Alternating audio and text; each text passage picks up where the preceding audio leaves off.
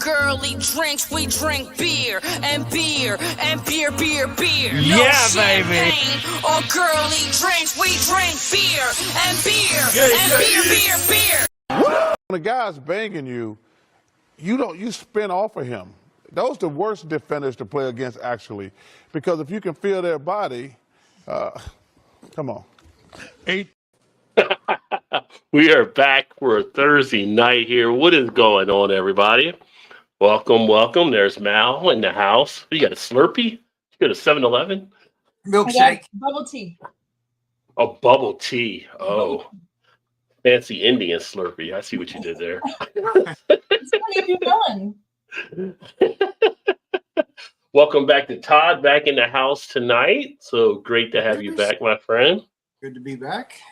Mal's back home this week, so hopefully Pops is doing all right. Yep. Or better. Yeah, good to go. The hell was that? No, my daughter's freaking cat that I want to strangle every freaking day. First you had the dogs, now you got the cats too? Jumping around. I'm not a cat person, but my daughter had got one, didn't even ask us, but she got one. That's the best way to do it. Just brought the cat home and be like, hey, I got a new pet. It's easier to ask forgiveness than permission. Yeah. Yeah, I know that too, but it's a cat. What if somebody had allergies? What if somebody was allergic to the cat? Well, some of my family is allergic to it, and they come over at Thanksgiving and Christmas, so they deal with it. Oh, that's funny. Well, Get my what do we? get my water gun out.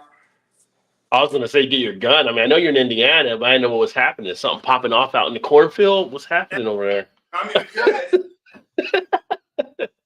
Actually, the grass looks pretty cut back there now. Oh, You must I have gotta mowed it all out. All I gotta do is show it to him, and he takes off running. Oh yeah, let's get it last night. Yeah, looks good out there. Well, what you're seeing mostly is the farm that's behind it. Well, I can see the grass right behind too, though. So Yeah. looks I got freshly up. mowed. I was spraying some Roundup a couple weeks ago, and I guess the wind was blowing a little bit, and it must have carried over on my side of the fence, and that's killed some of the grass. I'm like, you got to be kidding me. Oh no. Yeah, but oh well. I guess let's have to cut, I guess. Yeah. Well, that's no good there. Vanessa's in the house. She was here early. She said earlier, but then she came back for the countdown. Missed the Alkinoff thing. It was last night. I was on the Alkinoff thing, and it's still on there. I'm going to upload a replay of it on the channel here probably tomorrow. So, Moving in there. and it'll be on the podcast. Hi, Todd. You were MIA. Did you work on the AI to further improve that green screen? I was that's exactly what Hey, Mal. Alex, Hey, like Rod. sunlight's coming through, Yeah. That green screen brightness Special is effects something. in full effect. Like you can put a sun into it. Oh, Rusty's in the house. Cheers, Rusty. Great to see you as well, my friend. But yeah, so what flavor bubble tea are you drinking on there, Mal? Honeydew melon. Honeydew melon. I've actually never had a bubble tea. Lunch. You ordered what for lunch? I ordered sushi for lunch, and they do bubble tea, so I got a bubble tea too. Is that the one that's got the little beads in it? Inside Yeah, of it's got the little things in there. Yeah. The tapioca things. Fancy. I didn't even know a Japanese restaurant could do bubble tea. I thought it had to be the Indian exclusive. So You know, I don't think they've put too many rules on them. They're like, hey, that sells well. Let's do that. I've never seen one at a sushi restaurant where you can get it. I've always seen them at the Indian restaurants. But it's a free market enterprise. So there you go. If you can make bubble tea, why not? Maybe one day I'll try it. Huh? I like having bubble tea with sushi. This place also does a sushi burrito. That's original. Burrito. Yeah, so you pick 3 meats that you want in it, and then it also has like lettuce and carrots and the cucumber and stuff in there, and then jalapeno and cilantro, and then the rice, and it's wrapped in seaweed, but it looks like a little burrito, and that was really unusual. and I had to order it to find out what it was like. But it was quite tasty, so kudos to them. Sushi burrito. Interesting. There's some interesting stuff going on there in Chicago. You got Oh, for ramen, sure. fried ramen in a burrito, Oh, and you got yeah, sushi in a burrito. Those, yep. Yeah. What do you call that? You can't really call that Tex-Mex because it's not, it's Mexican. No, that would be Tex or well, yeah, No. the burrito part mix. Yeah. I don't know what you. Japanex. Japanex. That is an interesting one. Novelty food, Shannon says. Novelty. Yeah. Well, Yeah. when you're in, a place as large as Chicago with that many restaurants, you got to do something to set yourself apart, and so they're trying to come up with something that'll True. make them different from the others. I've certainly never seen a sushi burrito anywhere else. No. So I've never seen one. I've never knew there was one existed to now. it So, was very tasty, though. They did Yeah. a good job. but then on the Alkanaut show last night, I found out about other stuff they were doing and some beers I had not heard of either. So that was interesting. Which was one they uploaded today was a curry beer, curry something beer. It wasn't curry Oh, chicken. yeah. It was curry something beer. Yeah. I saw that the was- notification pop up, but the tow truck was taking away my car at the time, so I didn't watch it. Oh yet. no, the car Ah. broke down. Flat tires. That sucks. Mm-hmm. Gotta stop It's getting okay, that new just stop Belgium. passing now. So Yep. That new, Sort of. stop drinking that new Belgium. Getting flat tires. nice. Large tapioca pearls. Yeah, and the bubble tea, the tapioca pearls. I guess that's what they're called. Yep. Robert in the house. Cheers. I will stick to bubble beer. Oh, What's bubble? Bubble brewing. I mean, there's a bubble brewing around here. I'll go with Bubble- that. Well, I said a bubble tea. He wants a bubble beer. Yeah. So yeah. Maybe that's a new creation in a way. But they have tapioca pearls in beer. Could that work? Well, I don't think it would cause any trouble to the beer. Possible. Probably not. How? I don't know. JT said how like hi or how like he's Native American right now or how like talking about the sushi burrito. So I James, think he's right. I'm kind of insulted by your Native American reference. I take that to heart a little bit. So I don't know which way James is going yet. We'll have to let him clarify that. Cheeseburger wrapped in seaweed. I don't know if I would want that, but I would bet there probably is a burger wrapped in seaweed well, over I've in seen Asia. like lettuce where they do the lettuce instead of the bun, like a lettuce wrap burger. Yeah, so you I've can have a seen seaweed. those. You can have a seaweed burger. Yeah. So seaweed's really not that different. Why not? Good point. Japanese Cowboy is a song by Ween. Thanks. Just a random fact he's throwing out there. Christine Robert, Drew's in the house. Hey, I get hey, Howie. Hey, Howie. Boston baked beans for some truly bubble. Yeah, that'll bubble up in you. That'll be a different No type doubt. of bubbling. That's some true. Although they are good though. Just sit around the fire like blazing saddles. Kettles in the house. Cheers. I thought the Boston baked beans were like a candy. There is a candy, but then there's I think there's Boston baked beans. There's Boston baked beans you actually bake too, like in a restaurant. But there's a candy. It's like peanuts in a candy shell, right? Is that what I'm thinking of? I thought it was like little red candy or something. It's been so long. But it came like in a little box like thing. I remember. Yeah. Yeah. Kettlehead in the house. What is up, my friend? Great to have you as always. JT and Kettle, and then back. Hey, Vanessa. So there we go. Salutations. Boston baked beans been overnight. Bacon in a bean pot. Yeah. Put some thick bacon in there too. Okay, so it is actual baked beans then. Got it. Yeah. But there is a candy. There is a candy that's like Boston baked bean too. Yeah. I know what you're talking about there. But what not is a candy is a beer. And I'm about to crack open a beer. So this is going to be a Beer Man exclusive. Because I asked him to do a review or doing a live stream. And he was like, what are you going to do? He was like, yeah, you can do a live stream. That's fine as well, too. So Bubble Guy craft beer from our great buddy Beer Man out in Oregon. This is Babu West Coast IPA, which was sent to me by Bill, aka Beer Hounds. This one he actually brewed up at 6.9% ABV. IBU, he says 67-ish. 67-ish. So Ish. that's 66-ish. Not like 67 shit, like when people say ish for shit, but just 67-ish, like in that 67 ball. Wasn't Sweet Baboo what Sally used to call Linus on Peanuts? Sweet Oh, Baboo? I don't know. Don't know. I don't feel think like- so. I Because don't as soon think as I've you heard said that Baboo, before. all I could think of was Sally from Peanuts. I feel like that's what she used to call Linus. And he hated it.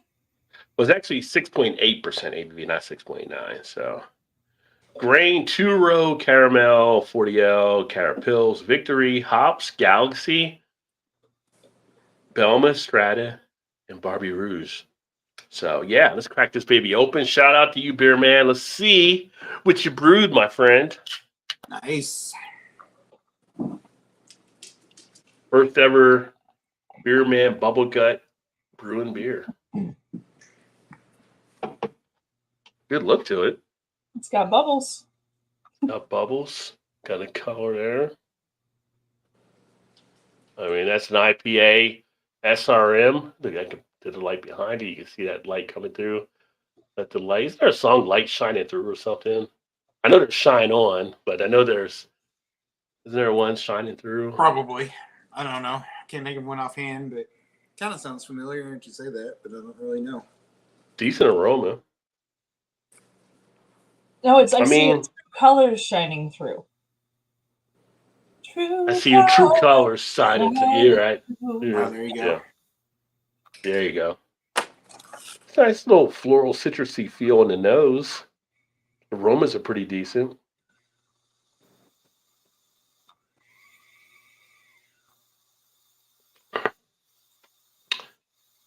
That's actually pretty good.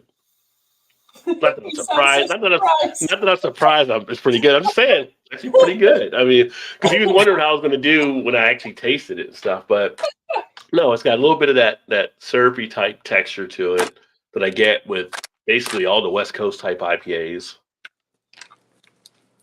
It's got a little bit of a sweetness, but a nice rise of the malts to offset it against the hops. It's got a nice little piney sensation. Not as dank, but still resiny. Definitely West Coast. Look at the lacing. Nice lacing taking place there, too. Did a pretty damn good job, Beer Man, my buddy. Okay. Yeah, that's very nice. He's working. He's got all different types of stuff he's been doing. It's awesome. Beer Man did a great job with this one. I'm digging this. These are nice aftertaste in the mouth, too.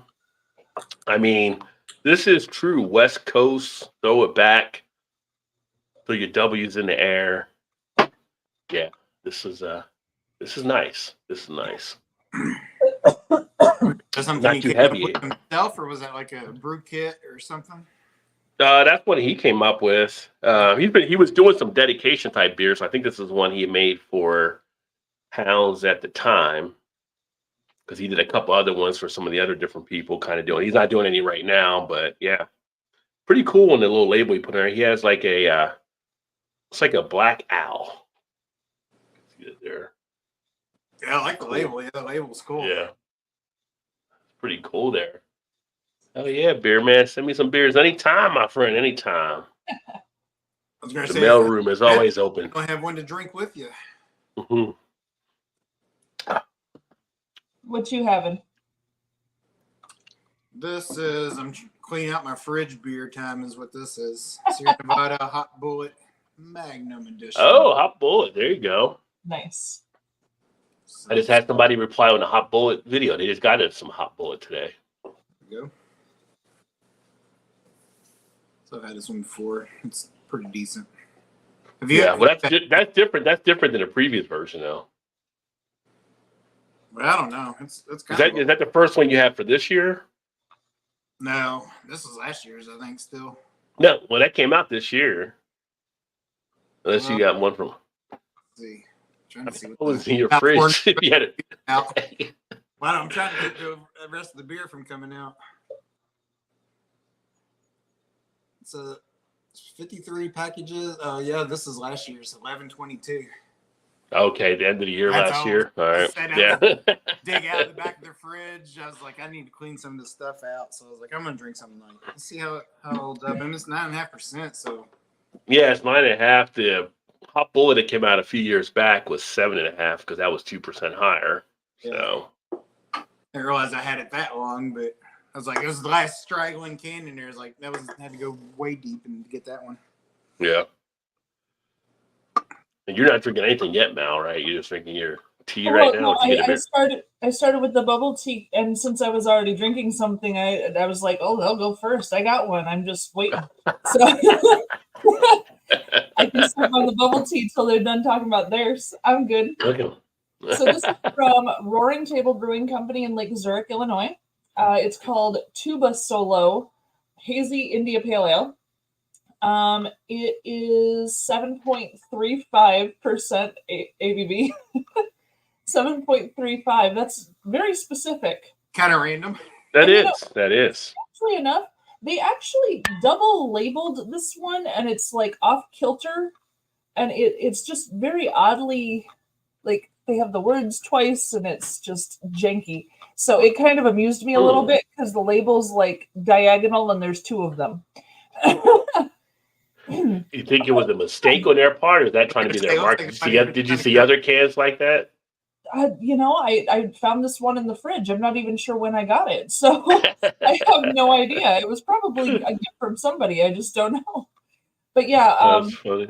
they do go out of their way to mention that they built this hazy IPA by hand with a ridiculous amount of hops at our absurdly impractical taproom brewery in Lake Zurich. I like that they call their taproom absurdly impractical.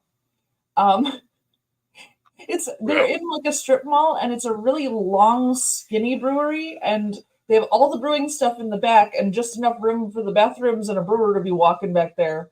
And then the front is still long and skinny.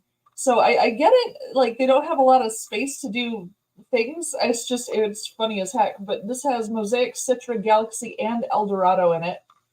And I have the most lovely glass. Just wanted to let you all know. Maybe that's why the label was that way. Then it was kind of like an absurdly weird type space. Maybe. I mean, it must have happened during canning because there's two of their own labels stuck on there. It's just the second one went on kind of wonky. The first one was straight. I don't know. But yeah. Kind of Somebody absurd. dipped into the beer too soon when they were doing that one. Right? Might have enjoyed a couple while the canning was happening, perhaps. Taste test at its finest. You kidding? It smells a little dank, though. I'm getting, well, yeah, Eldorado, Mosaic, yeah, and Galaxy. So yeah, I guess dank I should be expecting. Little Cheech and Chong in the glass. Yeah, I'm getting orange peel too. So that's some of the Citra. Diving in. Ooh. Oh, wow. That did crazy stuff. Oh, okay. Little party going on there. The front was all tangerine, strangely enough. I got like tangerine and citrus, and it just attacked with the citrus. And then all of a sudden, it just did an about face and dropped off dank and dry. So that one took me a couple places. That's kind of tasty. It's kind of interesting. Yeah, I like that one a lot. I wish I had more than just one in the fridge. I wish I knew where I got it from. It was probably from one of the beer fests. Everyone kind of trades around cans at the end of the beer fests and stuff. So yeah. But yeah. I don't want to take all this back. You take it. Well, if you can trade away to other people, you have to carry less back to the brewery, and you get to keep the fun stuff you got from other people. It's just kind of nice. Yeah, it works out well. It does. Emerson in the house with a raw Todd and Mal's. So glad the band is back together. Did anyone tell Todd to drink a bottle of vodka? Yeah, I didn't tell him yet. I remember that earlier before we were going to go on. Yeah, Todd, you're supposed to drink a bottle of vodka because Emerson was doing super chats last week. Like a whole bottle?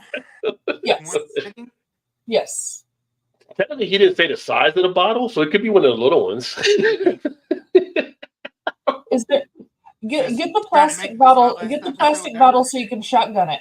Ooh, the plastic pop off. Pop off. This could be my last episode ever then. Yeah. Yeah, get the plastic bottle, shotgun it. You'll be fine. Is pop off the worst vodka out there? I kind of think it is.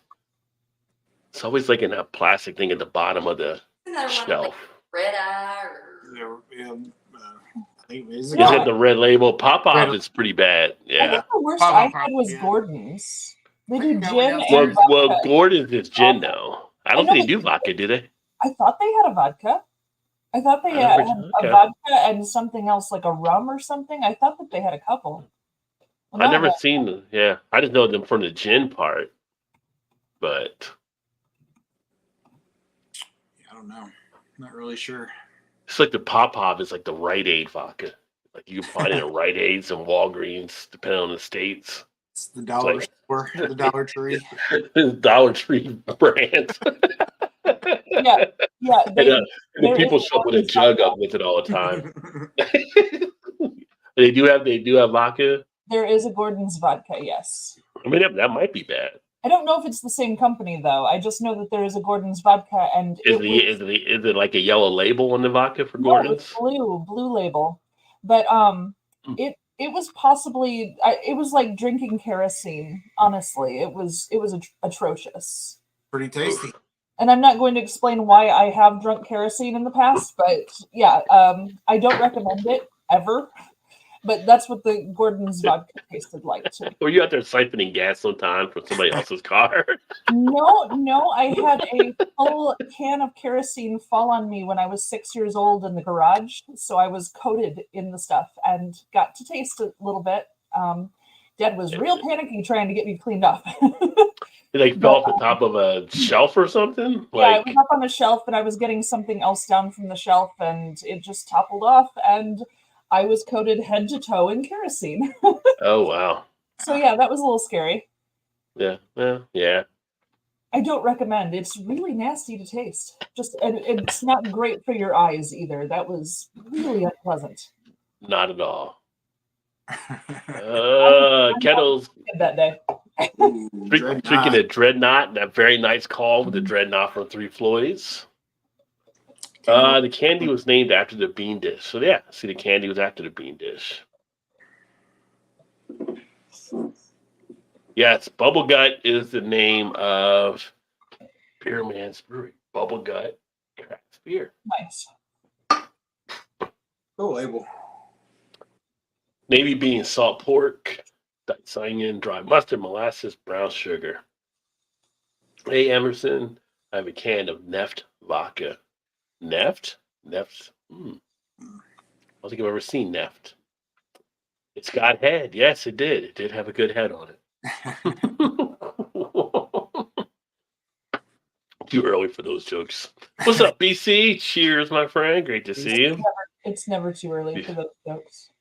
Probably not. Did we see what is up? What is going on? Hey, Vanessa, how you doing? How you doing?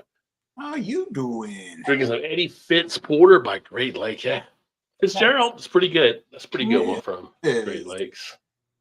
It's got head. That's what she said. I was gonna say that, but you know. Yeah. But are you? So you're going out to Vegas next week, right? For you're not going now because I'm not going to be going either.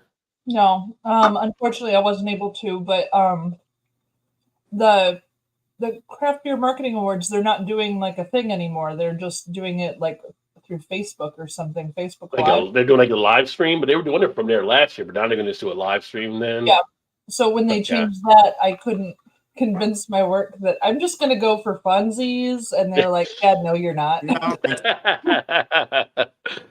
Yeah, I'll probably try to tune in when I can see what they did because I think it's usually during the time when I'm working, but I'll put it on the background to see. I had a lot of fun judging though, because I was doing like the video category. Yeah, I was like, what category you had again? It was I had the best original video for either for the place, and then best original packaging for a bottle. so you had two categories then. I Okay. had two, yeah. Yeah, I had 2 as well. I know Dave, I think he said the 1, so yeah. But the video one, there were 12 entries, and they were really good. They did a really good job. Some of them were hilarious. I Yeah. mean, they're all marketing, but they were so funny. Like, I really enjoyed judging that category. Yeah. Yeah, I had best use of social media, and then I had best on-site beer garden or beer room type thing.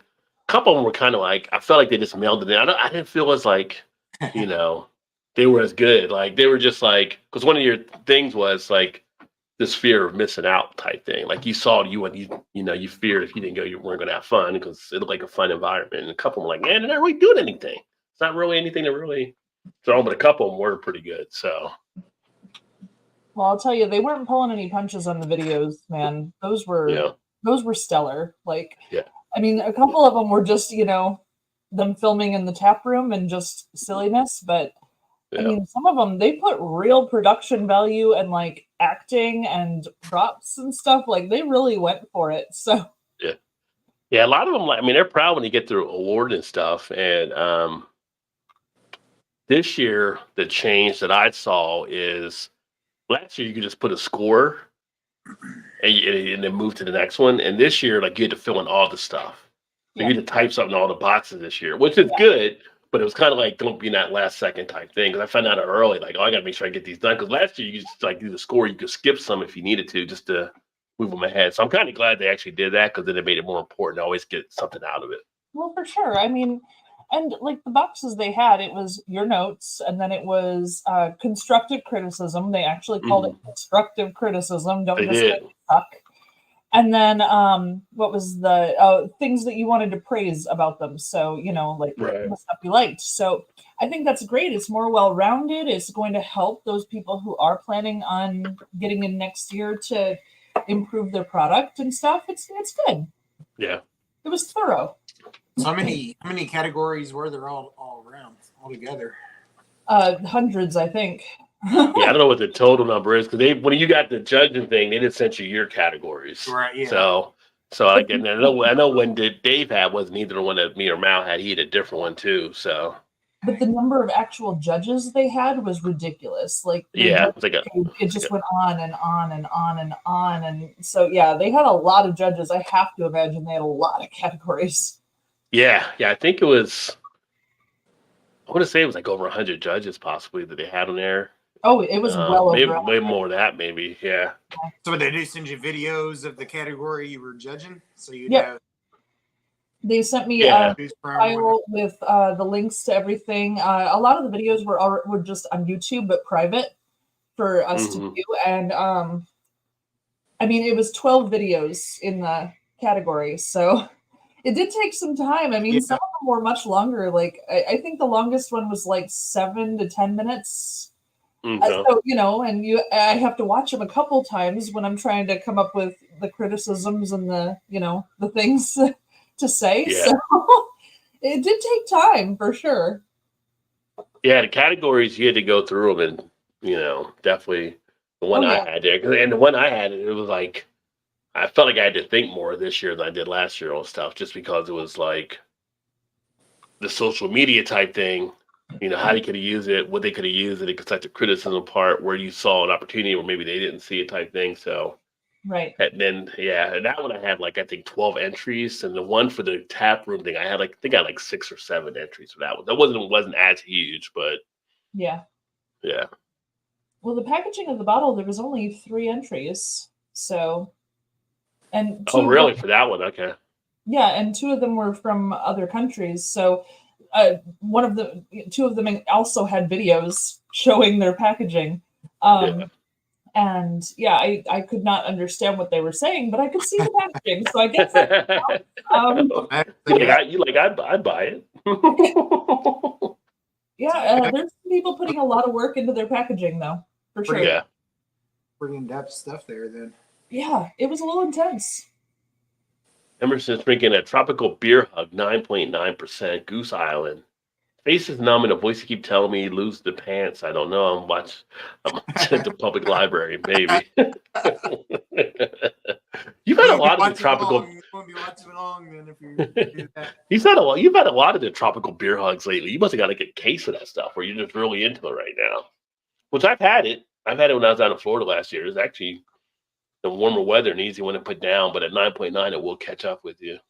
But he's mentioning that the voices are telling him to lose the pants, and aren't they always telling you that? I thought that was just kind of a hourly occurrence. For you. Standard. Like More this like isn't special. This is just how you live, right? The bigger question is what voice told him to put the pants on. So that's definitely counterculture. What is up, Dave? Cheers, my friend. Speaking of beer in front, there he is.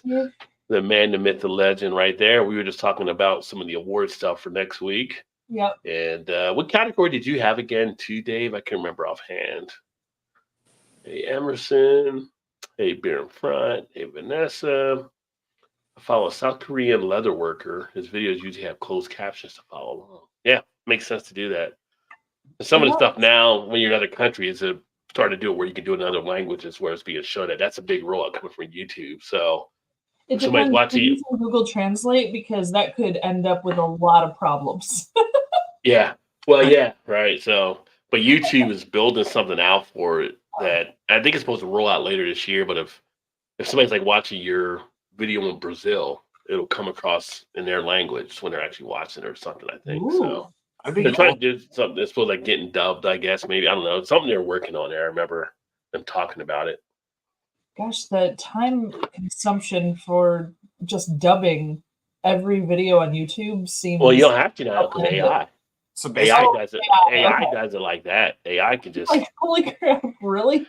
like it'd be kind yeah. of like watching the old Godzillas back in the day. Oh, Yeah. those are my favorites.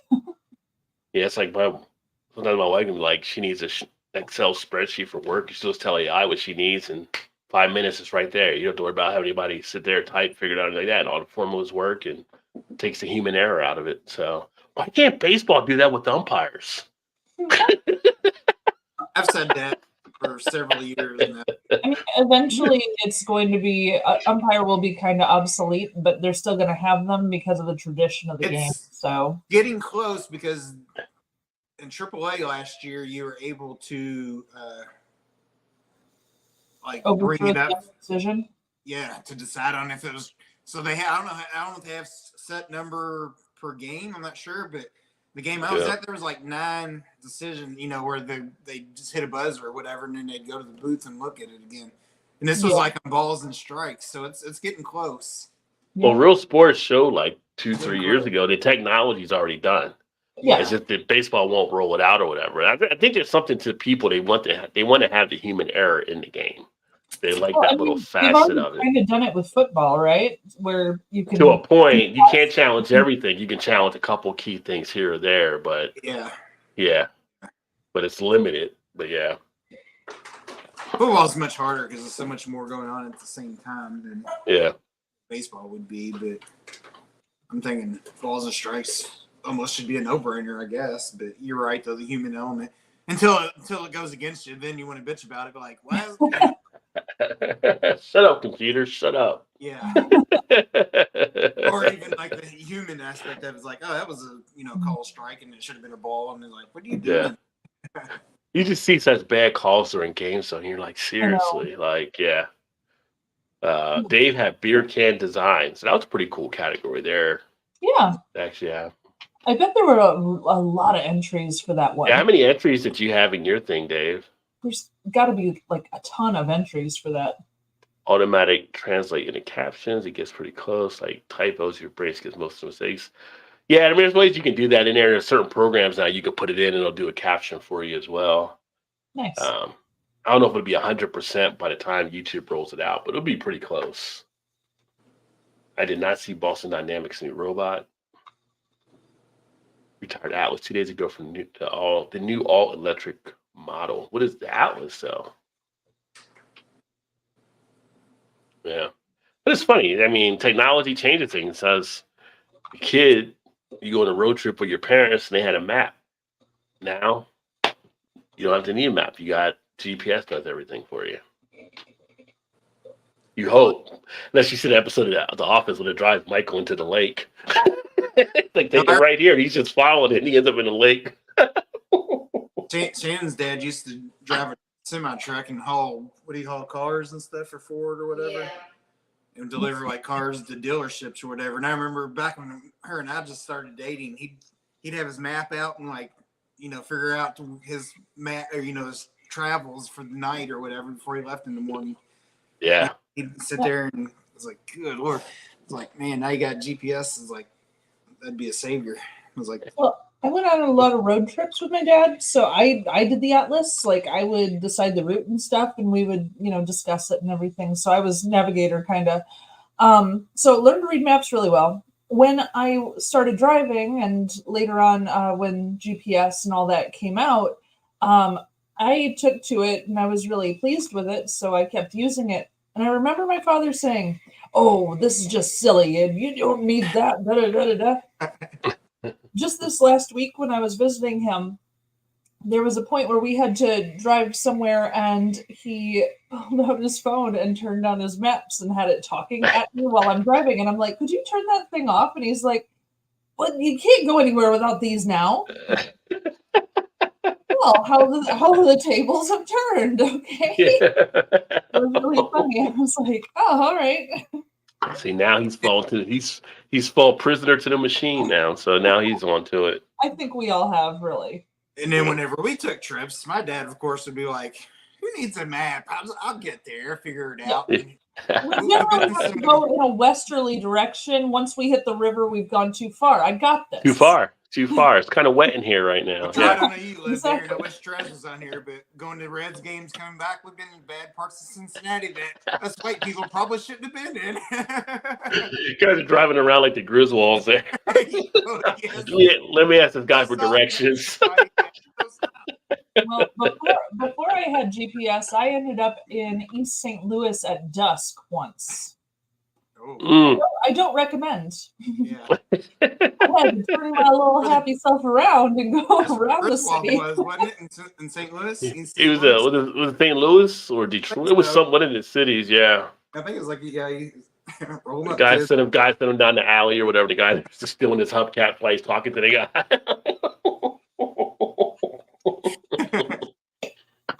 Oh yeah.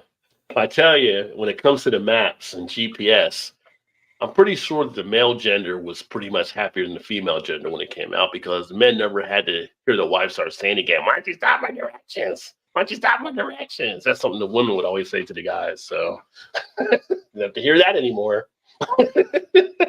Also, kind of reminds me, I was on a trip out in Iowa for work, and out in the middle of the cornfields, literally, and my GPS, just like, there was no signal, nothing. It was like, I had no idea where I was going. I was like, "Oh, come on, please come back on." Like the GPS cuts off, you're totally out somewhere. I was like, man, I'm screwed. It's like out in the middle of nowhere. I don't even know where the hell I'm at, where I'm going. No, I've had that happen too. That's not fun when all of a sudden you literally have no signal and you're like, "Oh crap." Yeah.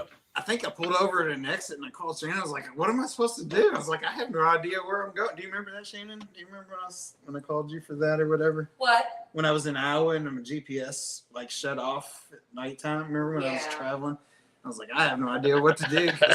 GPS is nothing right now, and that's how you end up in a horror flick. Yeah. Just don't go cabin in the woods first. Don't go in the cornfield.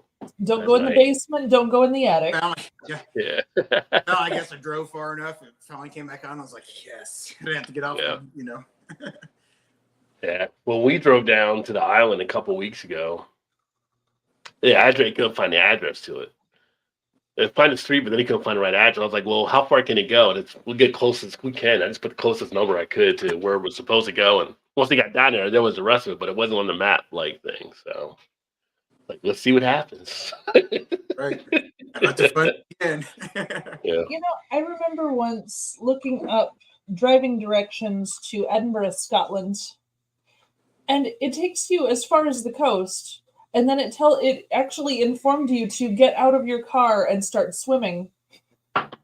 No. Really? It did. It was either MapQuest or Google Maps way back, like when it was Oh, first yeah. like, You're new. like, well, this is as far as we can go. And Go ahead it said for driving instructions, okay. It took me all the way to like, oh gosh, I think it was like Virginia or something. Took you to all the way to Virginia, and then it's like, now exit the vehicle and start swimming. It's going to be about 14 hours or not 14 days or whatever. It was really funny though. I thought that was great. Magnificent stamina on that one. Mhm. So, I wish I could remember if it was MapQuest. It must have been MapQuest. Probably was, I remember using that one most early on. So yeah. Sure. that's why you need the updates. You gotta get the updates. Yeah. Yeah, they said he had a lot. Took a while to get through them all. I can imagine. Yeah. That had to be one of the more popular categories, I think. For sure. I mean, that's got to be one of the biggest categories in the whole thing, right? Yeah. I have not followed Boston Dynamics robots. I don't know why I didn't follow it. I just didn't fit into my schedule. Spot the robot dog from them as my future service dog. Prisoner of the Machines. No, embrace your cyborg future. I do as well as I grew up as a kid watching $6 Million Man, so I know it can happen. They have the technology. They can rebuild you. So Maximum Overdrive. yeah.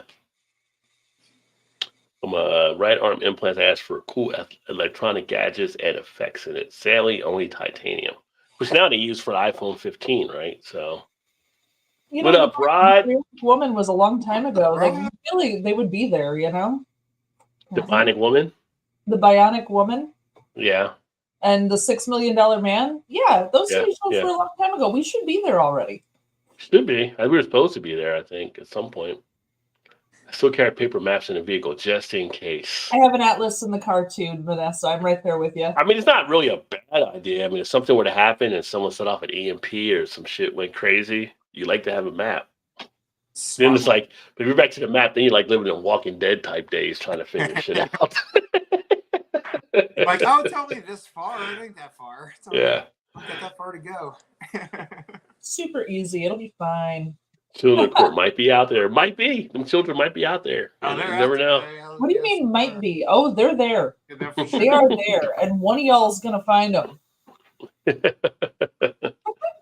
Cabin in the Woods is a fun watch. The stoner beats Sigourney Weaver. I kind of loved that movie. But I love. What am I thinking of? What about Cabin in the Woods? Was that one of them was a bad one, right? There was Cabin in the Woods. There was Cabin Fever. Cabin Fever was the flesh-eating one. That was really good. That was the one I was thinking of. And there was Cabin in the Woods. That is Cabin in the Woods is where they find out there's like a military thing that's they're being spied on or something in order to keep the gods underneath the earth quiet. I thought it was clever. I thought it made sense to, poke fun at why we have all these movies and why the Cabin in the Woods is never safe. Yeah. Because have you watched Knock at the Cabin Door yet? No. That's actually pretty interesting. Was that the Keenan Bill or whichever one? Is that? Yeah. No, that's the M. Night Shyamalan that did Knock at the Cabin Door with Batista that came out last year. That's pretty interesting. Yeah, like everything has to go down in decisions you have to make it at the end. So yeah. Yeah, I haven't seen that one, but I'll put it on the list. Yeah. It was more intriguing. You got to watch M. Night Shyamalan because it's like hit or miss, hit or miss, hit or miss, and I thought that one was pretty decent. His misses are like. Yeah. It's hardly ever. That one's kind of kind of fell in the middle. Like, that wasn't terrible and it wasn't great, but it was. It was interesting. I got I saw that. I saw some other stuff, and it's like I got new appreciation for Batista. He's actually pretty good in the roles he's been getting. So even in that movie, he sold it pretty much for his character. Oh yeah. Google Maps always translate the abbreviation of Connecticut as court. Excuse me, Rod. It's Connecticut. Remember? Connecticut. Yeah, it's court. Yeah. well, we got a street here called Boston, and my GPS that we have, every time it says Boston, it goes into a New England accent. So it's like turn on Boston. Like, wait a minute. You were talking the same way the whole time whenever you're in the street, but then you get to Boston and then you just flip it over like you're up in Massachusetts. Yeah. Oh, also MapQuest a long time ago. A guy I was dating, he had one of those GPS things that was always in the car. It wasn't like a phone or anything. And you could program different voices in. and one of them was read by John Cleese. So John Cleese did directions for one of those MapQuest voice things. And first of all, love John Cleese. He's hilarious. But it was so funny because if you missed a turn or like didn't make the turn that he wanted you to make, he would say, "You, sir, are stupid." Or, like he would insult you if you would like effed up the route. And then when you got to your place, he's like, "You've arrived at your destination. I'll thank you to get out of my car." And, just stuff like that. But it was so cute because he was just kind of a snarky little monster while you're driving. I kind of loved it. The little Monty Python action taking place. I said a right turn. So, Rod, would it do other voices if you in different places? No, it was just him. Like, I mean, first of all, him having to record the street names for every street in the U.S. Woo, fun. But yeah, no, he did it, and it was great, and yeah, highly recommended. I don't know why those I just think of like Samuel Jackson, Snakes on a Plane or something. Mother, please. Follow simple goddamn instructions. Yeah. Like turning in the wrong place, you'd be like, you better get your ass out of there if you want to live. I know some things you can choose multiple like voices. I think on my phone or whatever or tablet, I could choose like 3 different voices or whatever. Yeah. I always use the English chick though, but yeah. I like Shannon. Oh, maybe she's got like a British woman or something. I don't know what her voice. It's funny though. I never have the audio on for mine. I prefer not to have the instructions spoken. So but no, it's funny. When it says Boston, it goes into a Boston-like accent. So TV in the 70s, The Bionic Woman and $6 Million Man. Rand McNally. I remember Rand McNally, Trucker's Atlas, and some DeLore that's what I have in my house. I have Rand McNally one. Cabin in the Woods was hell as a corporation trying to create Armageddon. Oh, no. They were trying to stop Armageddon. Wasn't that Resident Evil? I thought Resident Evil was a corporation. Wasn't that Resident Evil that was doing that? Yeah, that was Raccoon City, right? That's the Resident Evil ones? That's Resident Evil ones. But the Cabin in the Woods, the corporation was trying to stop Armageddon by sacrificing certain people in certain scenarios. Like they had little Japanese schoolgirls that were supposed to get killed by the ghost, and then they had a couple others that were supposed to happen to stop the world from ending. Speaking of people getting killed in sacrifice, have y'all seen the trailer for that Abigail movie? I kind of want to see it, but I think I might wait till it comes on. I kind of want to see it too. Yeah. Full ticket movie price, maybe not. Yeah. Although I do want to see the one that came out with the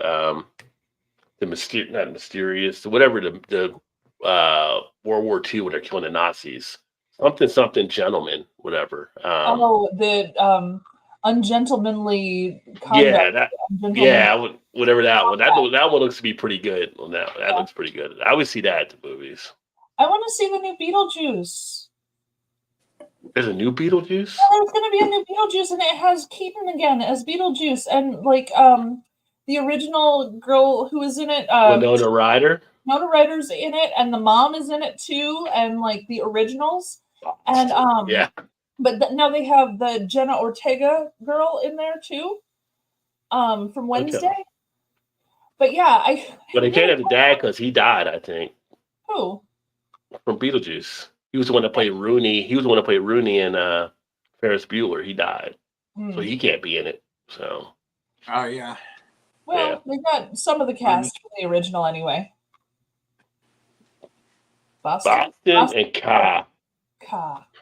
Yeah, I have to see if we go to Carr Street if it goes into a Ka. Turn on Ka Street. Just be glad it's in the main accent. Yep. John Cleese is a fun one on the phone. Yeah. What's up, Blue in the house? Cheers, Blue. Hi, Blue. I miss you. No, the corporation of hell as the ones trying to create it. Each situation would cause Armageddon. The stoner got him and the girl down inside the hell court in the cabin. So I guess that's how it rolled on that one, but now you're giving away spoilers for that. So if people haven't seen it, now you're telling them who people get killed and who's killing who. I'm just saying. We try to be spoiled. We try to be spoiler free on the channel. That's all. What's up, Josh? Happy Thursday to you. What's up, Josh? This says hello to Josh. Rod said, "Oh hell yeah, I want to see the new Beetlejuice too." So I have not seen anything on the new Beetlejuice, but Rod has as well. The trailer looks really good, and it was Keaton, right? That was the actor that played Beetlejuice. Keaton, Michael Keaton. It was.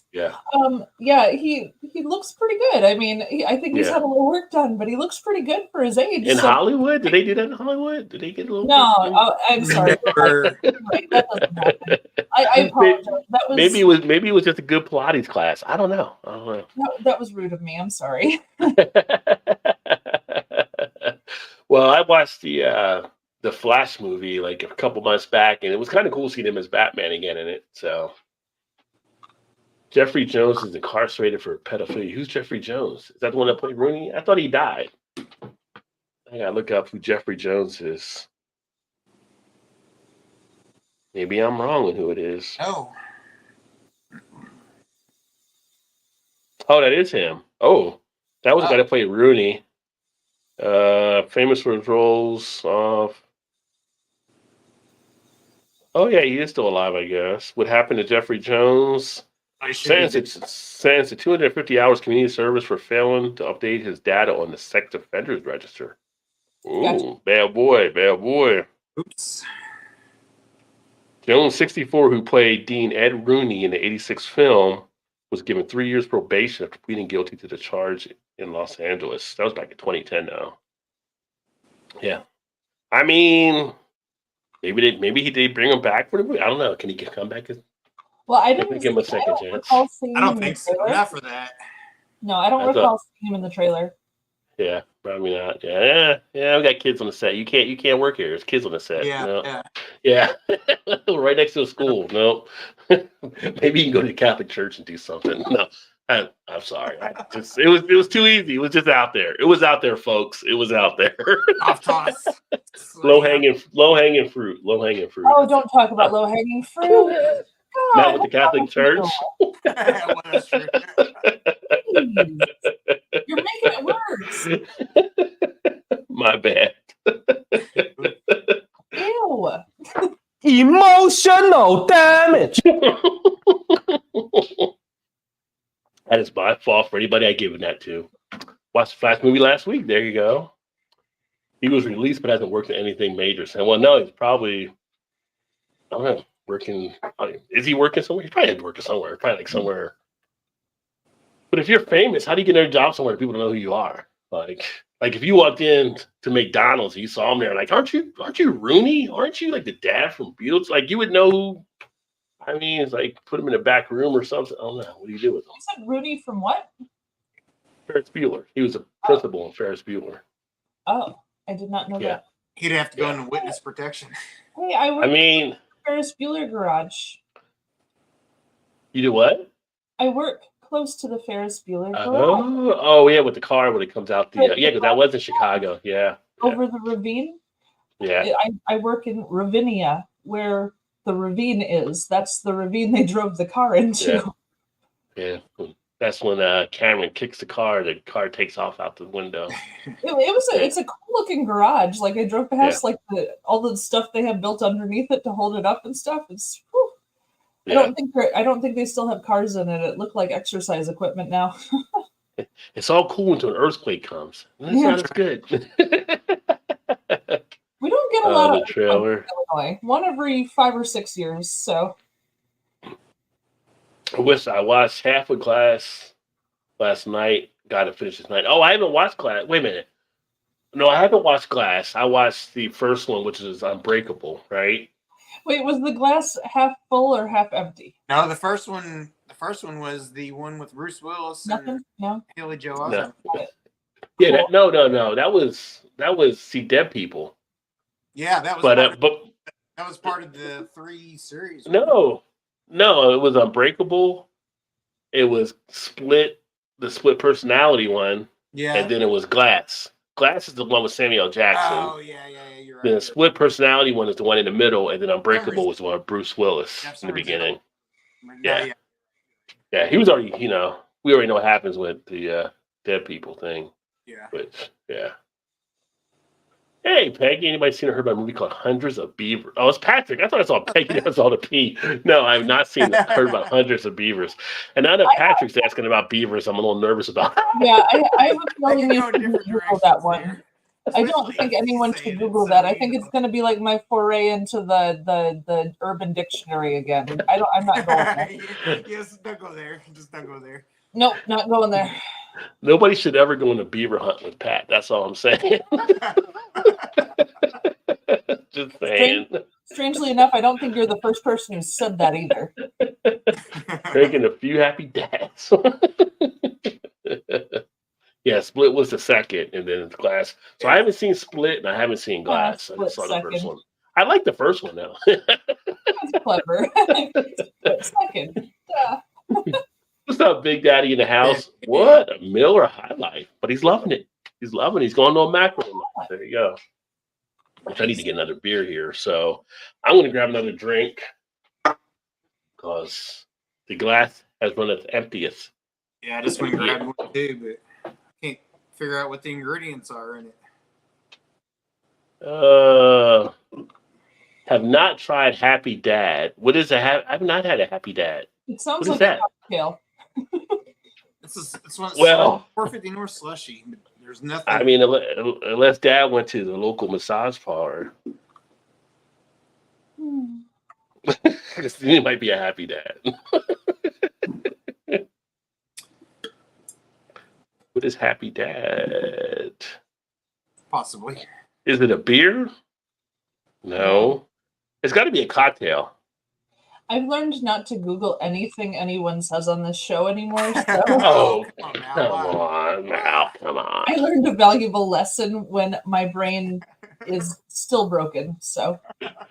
We ready for beaver hunt. These IPAs are in. I think Pat's ready to lead a beaver hunt for sure.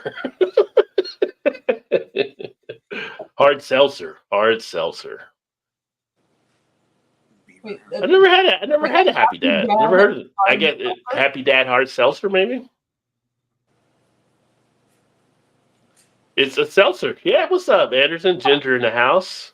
Great to have you, my friend. That's a great channel. Check out. I like milk, but I haven't tried their Happy Dad. Oh, okay. So Timur knows about it. I've not heard of this Happy Dad, but apparently his word's getting around. Dad's getting around. Papa was a Rolling Stone. Hard seltzer malt beverage in a regular can. Okay.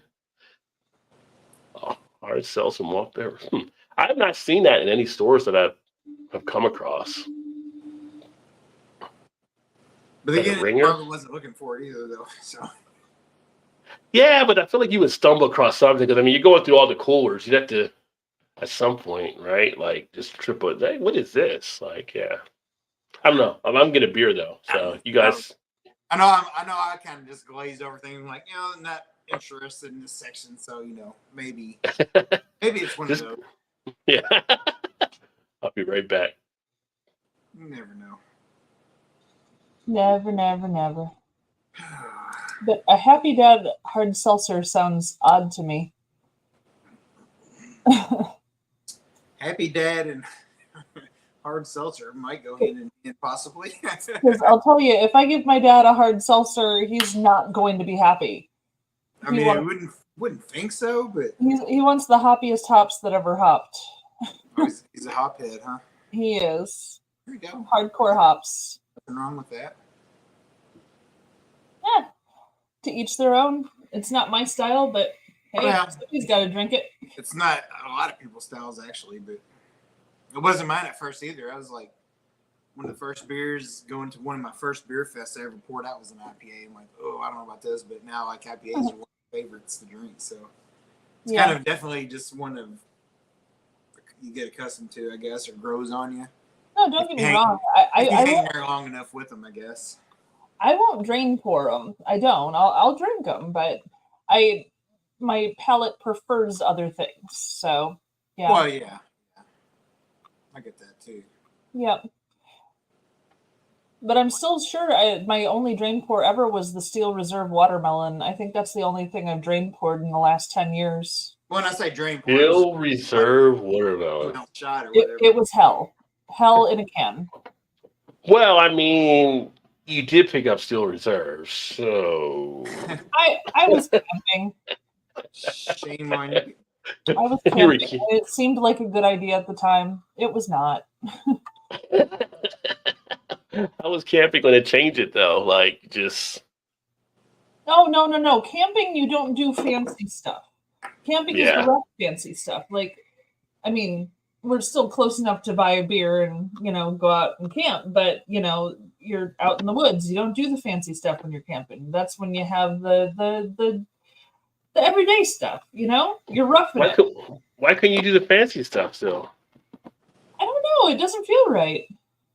I mean, you could get like a campfire Roush beer or something like that and everything. It'd be fine because you're camping. It'd be perfect. Well, if I'm sitting around the campfire having like a Rolling Rock or like a Coors, it just feels right.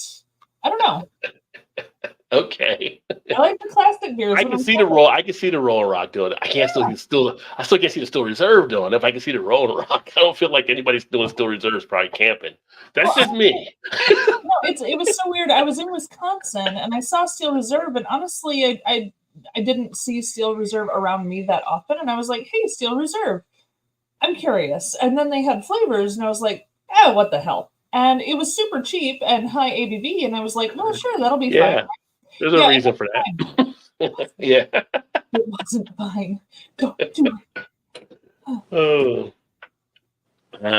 Clean out the fridge a little bit here, so let's crack one of these open. Yeah. Clean out the fridge. Clean out the fridge, crack open a Waldo's. It's a good fridge. Honestly, have no freaking idea what this one is. You just held it up. What's it say on the can? Nor it doesn't say. What do you mean it doesn't say? It does say something. Doesn't have ABV, IBUs. Doesn't even What's the name? Doesn't even tell you what the fruit. Well, this should tell you one thing. Oh, it's 450 North. Okay. I think this is just like, we got some extra. Let's just throw it in a can and sell it.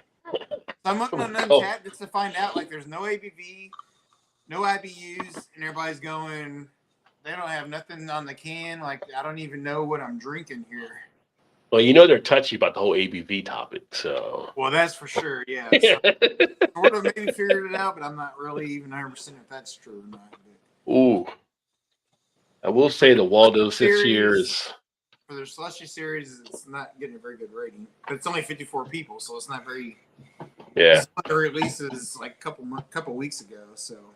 I don't know. We'll see. It's the last game that I picked up of the mix packet that I got. But.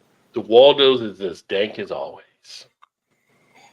At first, I thought that was a champagne glass. I'm like, he's drinking. You really went fancy, didn't you? When you turned your hand, I was like, oh, okay. Like, woo, fancy. That's an IPA glass right there. Yes, your hand was covering the part of the IPA glass. I smell coconut to you. Coconut. I'm thinking it smells some coconut. But... You're gonna have Joe coming in there. Let me see here. Where we at? Let me go back up here. No, it smells kind of strawberry peachy. Roger, you need to put Happy Dad on. Okay, I'll take a look, see if I can find Happy Dad. I don't want to be out there asking people like, "Hey, do you have any of that Happy Dad?" Like, I feel like saying that I feel like it could be received wrong. Like, "Hey, I'm looking for a Happy Dad." I don't know who might come up to you at that point. I got to be careful on how I look for a Happy Dad. I'm just saying. You're gonna get some really awkward answers. You say it at the wrong spot, and some guy shows up with an overcoat on. Like, no, I'm not looking for you. I'm looking for the drink, not you, Happy Dad. The drink, the Happy Dad. Like, and he's like, "I'll buy you a drink." Yeah. There's a Death Row can for Happy Dad. Is it owned by Death Row? Because I know Snoop put the label on alcohol now that they're doing.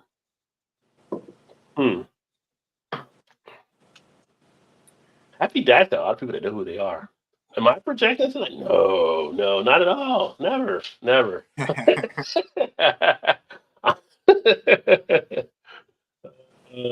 Okay, do comedy on YouTube. They came up with their own brand of beer called Happy Dad. Okay.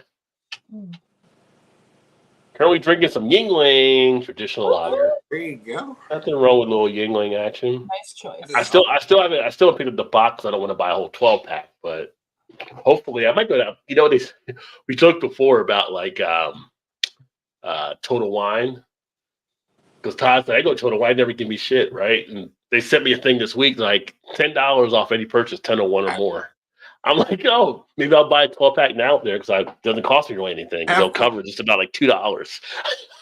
The only thing I get from them is like they show you like, oh, come here now for 20% off of wine or whatever. I never get nothing about beer. It's always about wine. I'm like, I've never bought wine there once. Like, why are y'all sending me this? I get a lot of ads from Benny's as well. That's about like the liqueurs. They'll have a special on liqueurs, or they'll have a special on red wine, or they'll have. I'm like, no, I'm still waiting on the beer, guys. Like, Yeah. wrong person. What are you doing? Well, they'll send me stuff like, oh, $2 off of 4-pack, any 4-pack or 6-pack, all kind of stuff. And then occasionally, if I don't get it long enough, they'll be like, oh, $10 off anything you spend 10 or more on. Okay, so I come in there, I get $11. I get $11 6-pack, and it costs me $1. They're trying to lure the celebrity into the store. That's what they're doing. Well, the guy that actually started Total Wine is running for senator here in Maryland.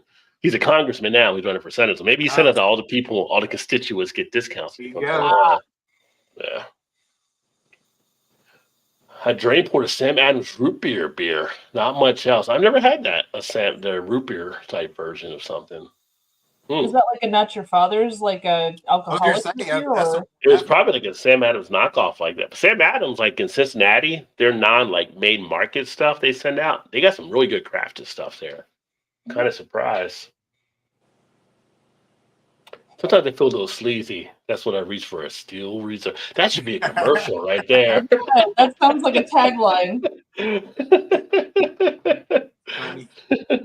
You know, I didn't see that pop up in the Craft Beer Marketing Awards. What the hell? Yeah. You know who sounds sleazy when you go camping?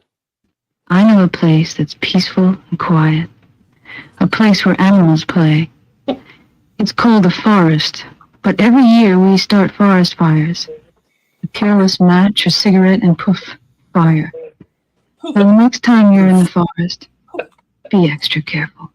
Okay? Okay. If you knew it was me, would you have listened? That sounds so sleazy. I bet she didn't drain pour her steel reserve. Good stuff. No, probably no. But she was.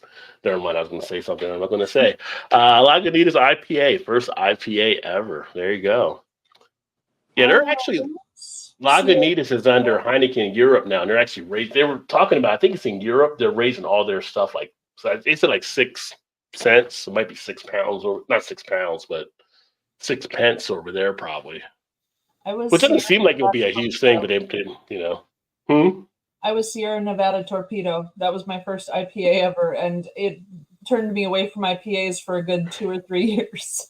It torpedoed you away. It bit my face off, is what it did. My whole face crumpled inwards, and I couldn't touch an IPA for like 2 years. I don't know if it was my first IPA, but it was the first beer that turned me on to craft was Ithaca Flower Power. Their IPA. That's the one that got me going after craft like back in 2010. Yeah, the one I poured out was an IPA, which was one of our local breweries here. Of course, this is the first time I was just getting into craft beers. Like it was kind of obscure. Like I didn't know what any of it was. And I was like, oh no. And then a couple years later, I'm like, oh, I love these now. So it's kind of an acquired taste. I mean, it's definitely an acquired taste because like Shannon doesn't like them, her brother doesn't like them. Yeah. I mean, it's more no's than yeses for sure. I remember we used to have the bitter beer face commercials back in the day. Oh, yeah. That was off the what beer was that? It was bitter beer face. I mean, the beer that was selling it was doing a commercial for the people being against bitter beer, but it was like it was one of the macros. It was a macro that was doing it. Yeah. Like, and I guess at the point it was just like avoid bitter beer face, but at the time it was like we didn't really have a lot of the craft stuff in our area, so it was kind of like we never really had. I was Keystone Light. Keystone, yeah. They were talking about beer that like has gone off or something, you know, and yeah, got better. Yeah. I don't know. I drank a lot of Keystones in my lifetime. I did drink a lot of those. Rod, will you get flagged if we show this video? I might. What video is it? The bitter beer face. Oh yeah, like the commercial. Yeah, they might do that there. Yeah. Like 30 seconds long. That's why I was. Yeah. Yeah. Well, I had to go back last week because Ray had shown the one. It was like that little clip about the singer we were talking about. That was that he got buzzed on his phone. Remember, he got buzzed by a famous singer or something like that. He couldn't, and he showed us the video who it was, and it was only like 5-6 seconds, and they actually did a copyright thing on it. Oh no! So I had to go back and just trim it out or whatever. But yeah. Oh wow. Yeah. That's crazy. Yeah, but was talking about country singers. I'm a little upset with Kevin Costner and what's the name of the show, Todd? Huh? Kevin Costner's a country singer? No. I'm gonna get that in a second. Kevin Costner's show. Yellowstone, because as I keep finding out over and over again, as people are like all over the internet on it, he never was really showing us the best side of Lainey Wilson when Lainey Wilson was on there. Now, see the other side of Lainey was I didn't even know. Where you going, Kevin? Yeah. The back side or the front side? The backside. He's like, oh, wait a second here. And then I would be like, there's like, is that the same one in Yellowstone? And I was like, yeah. I was like, oh, okay. If I'd have known that, I would have been like, hell no, there's no way she's going after Jimmy. There's no way that Jimmy's going to be able to handle that. No way. No way.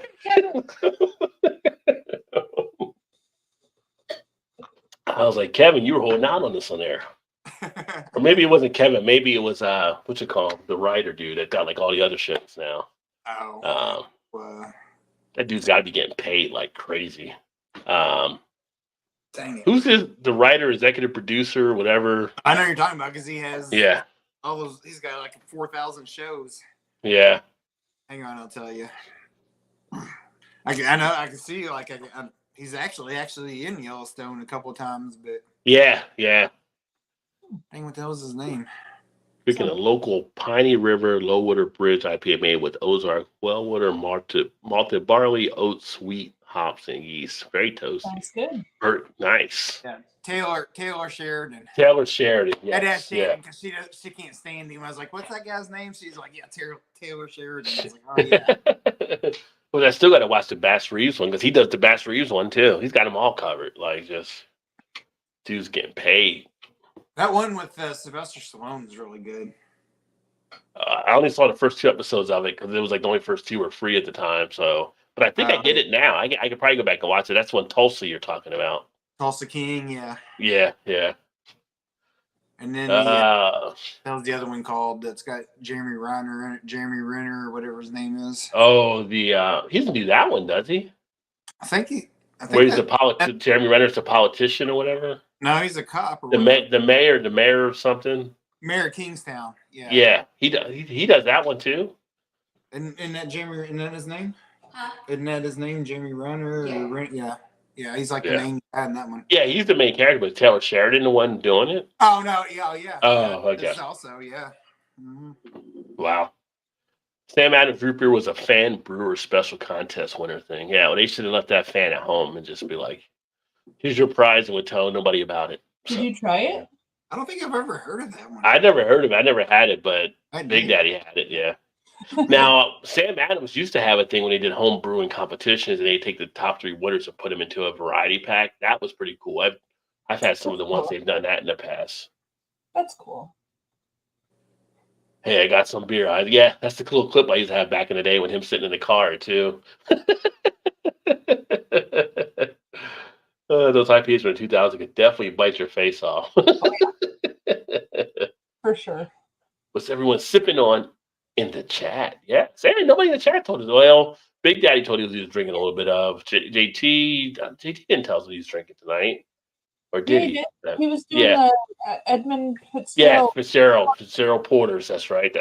That's right. Pat said, I raised you still reserving the Old English. 600, Pat, or 800? I'm pretty sure it's 800, not 600 for the old E. You say 800? He said 600. I think it's 800. I believe, ain't it? 600. I hear 800. Do we have 900? Do we have 900? Anyone want 900? Once going twice. We got any of the malt liquor guys, then they're gonna be all over you, Pat, on that one. They're coming in and tapping the, Yeah. tapping the bottle. They don't like their malt liquor misrepresented, that's for sure. I see it on Joe D's show every Saturday. I have two things to tell you. When I was visiting Dad, I was in middle of nowhere, Illinois, tiny little town, like 800 people in this town. It's ridiculous. Their grocery store has one of the best craft beer selections I've ever seen, all in coolers. Every inch of it is in coolers. How does that happen? And they had 4 different beers from Other Half. 4 Okay. different beers. There you go. My Bennies, they always sell out the moment we get them. They had 4 different beers. We don't even get them here, though. And then on top of that, they had a Mickey's. You remember Mickey's? It's a little barrel. Yeah. Barrel thing. Mickey's Big Mouth. Yeah. Yeah. Big They mouth, had yeah, one there of you go. those, and it was like a full liter of Mickey's. It was like Yeah. giant. Yeah. And I'm sitting here staring at it, going, Wow. "Can you picture me drinking that on Rod J's show?" Very big Mickey's. It was ridiculous. So I had to. Oh. Sorry. I had to Well, share speaking of it. that, no, our buddy Alan, EB, Eclectic Beer, he sent me a thing earlier in our chat that we had. Apparently, he stumbled across a beer store in his town now where he got Trillium No kidding. Really? down in South Carolina. It's this little store. He got Trillium. And then he's like, yeah, and I got this other beer from Virginia as well that's supposed to be pretty good too. And I'm like, oh, is it like Commonwealth? Because they're pretty good. He's like, no, let me check. It says the Veil. Yeah. The Veil's banging. So whatever store you just stepped into needs to be your number one store now. No If they're getting a Veil and they're getting in Trillium, you want to tell that guy, call me when anything happens. Holy cow, no kidding. Dang. But it's a small town like Mal's at, like small town in South Carolina. He's found a store where it's like he's got a connection now for some good Yeah, stuff. Take them to the obviously. top of the list. How are they doing Yeah. that? I It haven't was seen crazy. them in a long time. Mm. Now, admittedly, each 4-pack from Other Half was $25 for a 4-pack there. So, I mean, it was That's a little actually not that bad. I mean, depending on what you're getting, if it's like it was probably like a double IPA, which is about right. Their regular IPAs are about 20, so their doubles usually around 25. Yeah. I was gonna say, I feel like when Joe was always talking about half, it was in that range, 20, Yeah. 2-ish to 25-ish, maybe. Yeah, it's not really like a markup too much there or whatever. So that's actually pretty good. Yeah.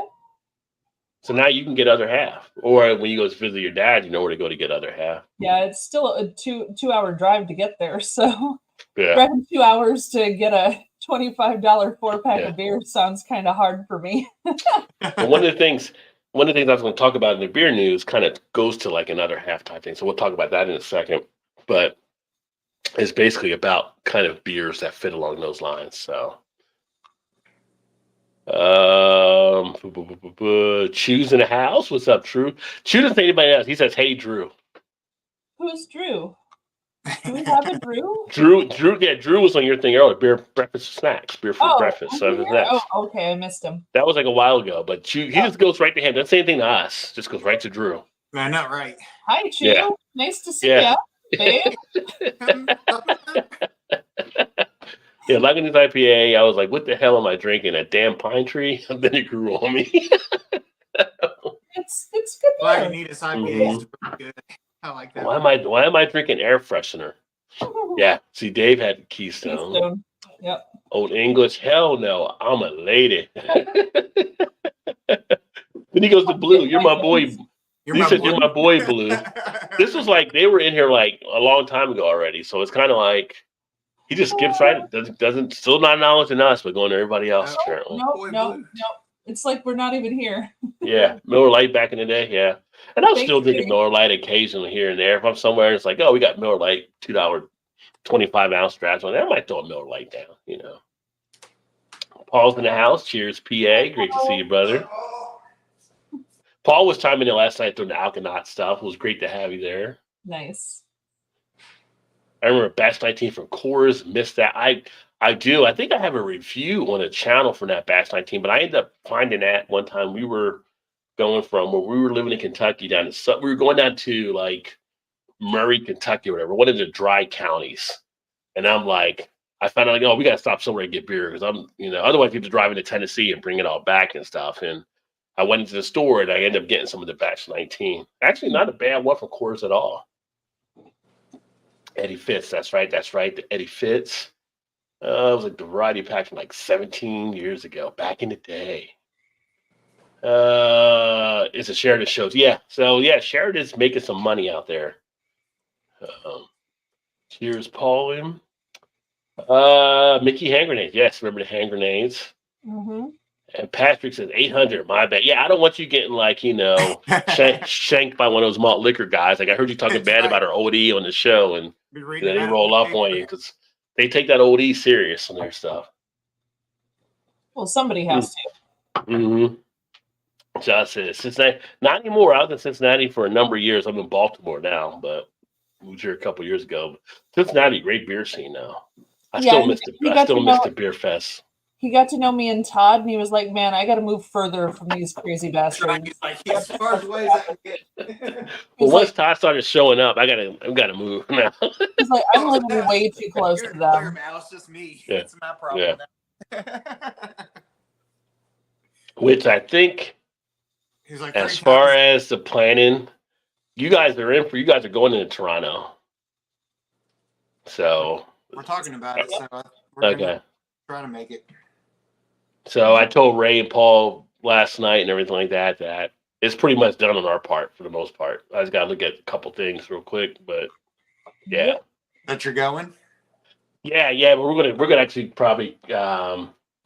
She's more of a hotel type person. We'll probably be at the hotel, but the hotel's like 5 minutes from where the Airbnb is. Nice. I gotta switch my vacations around, and so I'm gotta wait for that to clear before I can say nay. But yeah, we may go up actually like a couple days earlier or something like that too. So depending, just kind of kick around for a little bit. It's like we got to drive up like a 6-hour drive, so might as well go up in a couple days. And I know one plan is to go up and see Joe since he's there. So since he's there, yeah.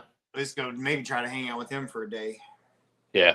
Well, if he comes up, I mean, because let me know what you're. He's not far from there too, being in Buffalo. So I mean, because if we're on that side, like he may come up and it'd be like Chris and them are all there too.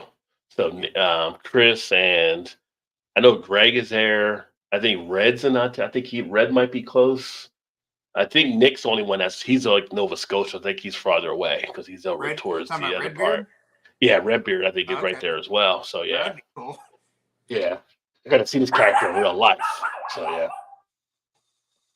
Redbeard scares the dogs. So, they hear Redbeard, they start going crazy. She heard that name. She's like, oh, no. It's like Candyman. Batch 19, one of my faves. I belong to the Bring Back Batch 19 on Twitter. Oh, so you can't even get it anywhere now. So, it was decent. Rod said, yes, Big Daddy. Batch 19 was solid. Yeah, so been a while since I had that. So solid. That's a terrible way for a beer to be. It's supposed to be liquid. Solid is cool. Solid. Like solid as a rock. Like solid, Dude, I'm messing with you, man. Oh, I know. Just saying it's solid.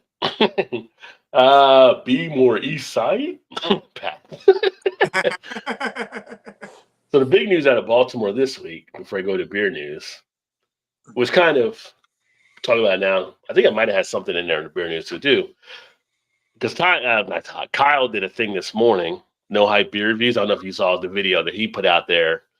He's a little bummed out, of course, with everything, but he started talking about the breweries that are falling to the wayside. So this week it got announced that Pariah was closing, which I've been here for 2 years. And I never made it to Pariah, but I've had Pariah at the beer fest. It's just the timing and stuff. And it's kind of like, if you haven't seen it, check out No Hype Beer Reviews video that he did this morning because it's like a perspective type thing, but it's kind of like I wonder in some way if attitudes changed during the whole COVID period that followed afterwards, as people were made to maybe not get out as much and almost might have brought on more of a reclusivity where they were more happy to kind of be in their own spaces. That when everything did open back up, maybe they're like, oh, you know what? I can just chill here. I can do that. So it was like a break maybe as well, because it's kind of like I don't feel the urge, and I hate to say it with Matt, like I don't always feel the urge to go to a brewery unless I'm like out of town and I'm visiting somewhere and I'm seeing a new site, which is not a great thing because I like going to breweries to see what beers they have because you'll find beers you can't get unless you go to the brewery, right? So it's an experience to actually go there. But I think some people are kind of being drawn in different directions, possibly following.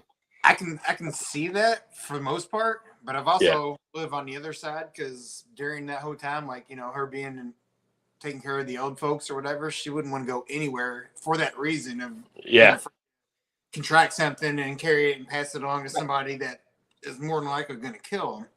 So like she did nothing. We really didn't do anything. So now that when COVID was lifted or whatever, she's like, I want to, you know, 2 years of not doing anything, wanting to go here, there, everywhere. And like, so it's kind of the opposite side of that. But I'd say more so what you're saying is like nobody's getting out as much, you know, doing anything like they used to before COVID. Yeah, I mean, I think it might have had a way to change attitudes around doing stuff. And then people, when they had to basically stop doing what they were doing, it may have reset a mindset. That's what I'm looking at I think for some people. And curious to think what you guys think of it, because I mean, obviously, Mal, you're in a brewery, so you're seeing people come in and out. And I don't know if anything's shifted from what it was beforehand on stuff, obviously, but it's kind of like, I don't know, it's kind of weird. Like the whole, because like you look up, and I use Pariah as the example, because everybody that had Pariah beer talked about how good the beer was. And they had great success when they were in California before they came to Baltimore. And it's just like they're still putting out beer. They were doing a lot of stuff, I think, sending some things to some of the beer tubers, all that kind of stuff as well. But it's kind of like they came out with a statement like they probably should have closed last year. So they were basically in the last ditch effort. But it's kind of like if you got good beer, what are the other things that could have stopped you from doing well? If people know you got good beer, is it just that people just aren't coming out now? Or is it maybe the economy, and it's kind of like craft beers at a point where some people don't want to spend the money for beer because craft beer costs more than regular beer, and people are still talking about how much it costs to do things?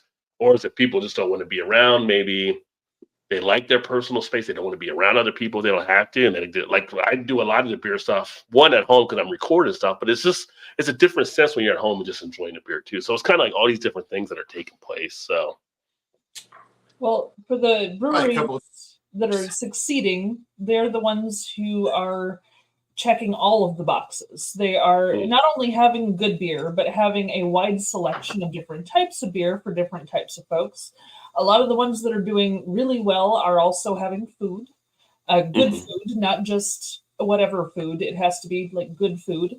They're also doing social media. They're doing competition. They're doing fests. They're doing all the things to get their name out there as much as humanly possible. And if you're slacking on any of the major things that a brewery has to do to survive, well, that can end it for you. I mean, I've seen recent news about 2 other breweries in the Chicagoland area that only have a couple months left right now. And now these are 2 breweries that I have never been to, and I haven't tried their stuff. I'm not sure like why they're closing or anything, but I'm aware of 2 right now that are about to close. So it's a crazy cocktail of all this stuff that you have to keep all the balls juggling in the air all at the same time, because if you miss one, you could screw yourself over. But any person starting out a business knows that, you know? Yeah. There's so many things that can lead to the downfall. It's hard. Yeah. We got a couple breweries here, which Mal, you went to Our Lady when you was here. Yeah. So they're like a big warehouse type place, and they have bands Friday, Saturday. Me and Patrick, that was commenting there. We were at Our Lady last weekend with a band, and it was freaking crowded as hell. And then just maybe not even a mile down the road, there's another little brewery. Brewstillery is what he calls it. So he does his beer and he does vodkas and he does gin and whiskey and something else. I can't remember what the other one is. And it's a little bitty hole in the wall place.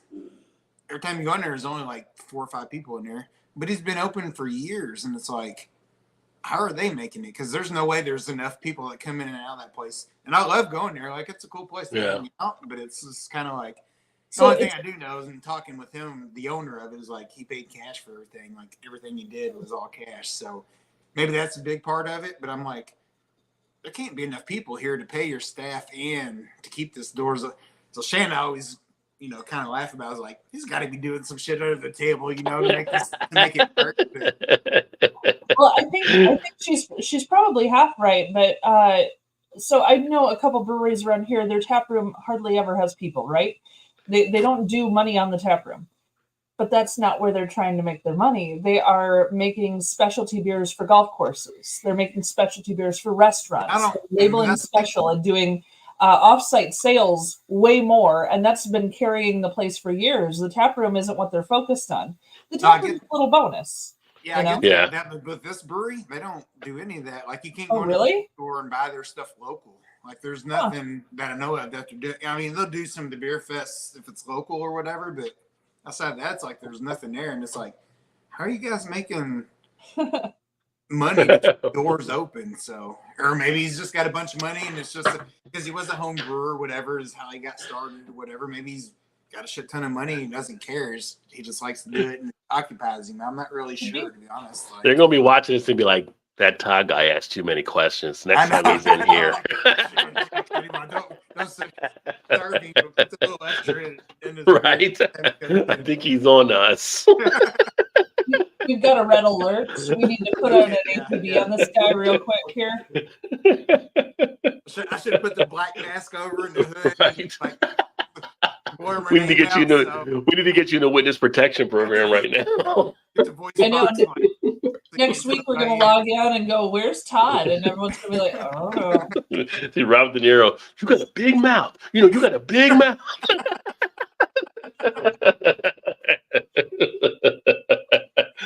Oh man! Oh. It's a cool place to go hang out. It's like, man. Yeah. Every time you go there, you always kind of. I mean, they do some specialty stuff every now and again, but it's like. Yeah.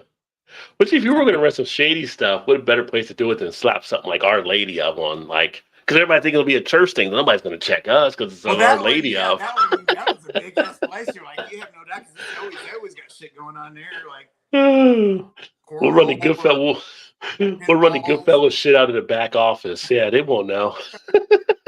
But they got back houses. You're like, what do you need all the space for? But it's like, okay, do whatever they do. Father Tony Two Fingers, yes.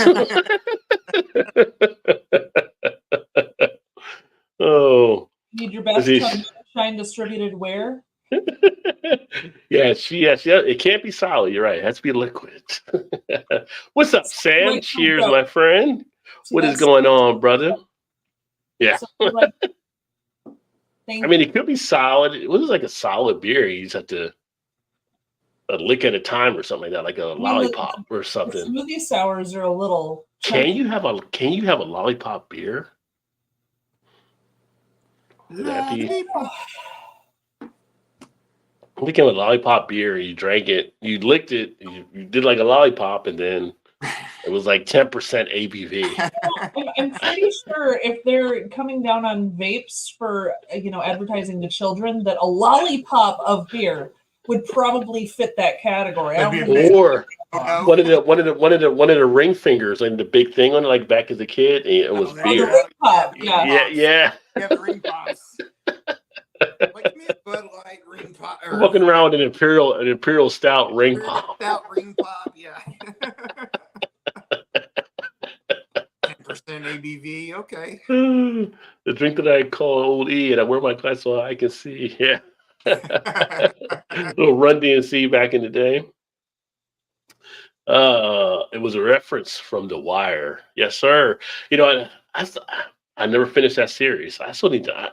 I can still go back and finish it, but it was a good series. I need to watch it. I'm like, yes, I know. I just haven't. And he's like, has Rod watched it? I'm like, no, but he's like, he lives there. I'm like, but I don't think I saw the first like 2.5, 3 seasons maybe, but it was Sunday night. Like Sunday Night Football would be on. I was doing fantasy, so I got out of it. So yeah. Oh, you can get Bash 19 in Colorado only.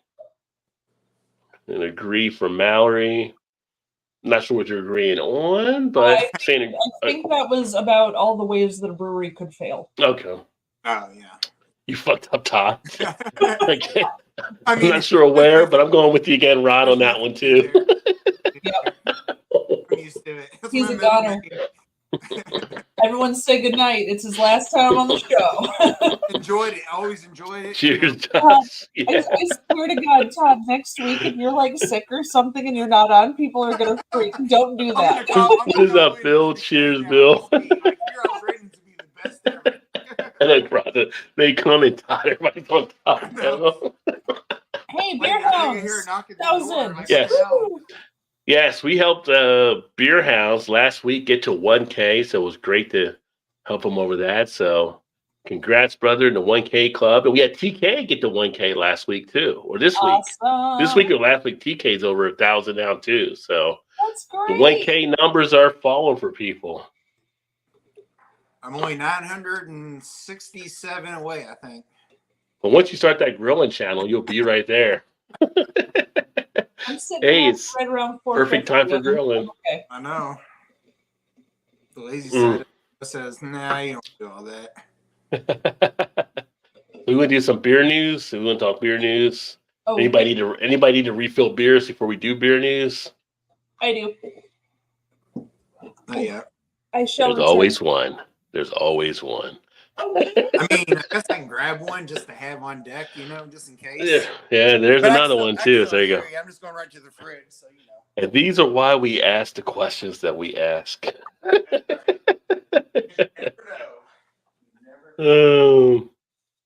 Rod said, "Love you, Todd. Got your back." Oh well, yeah.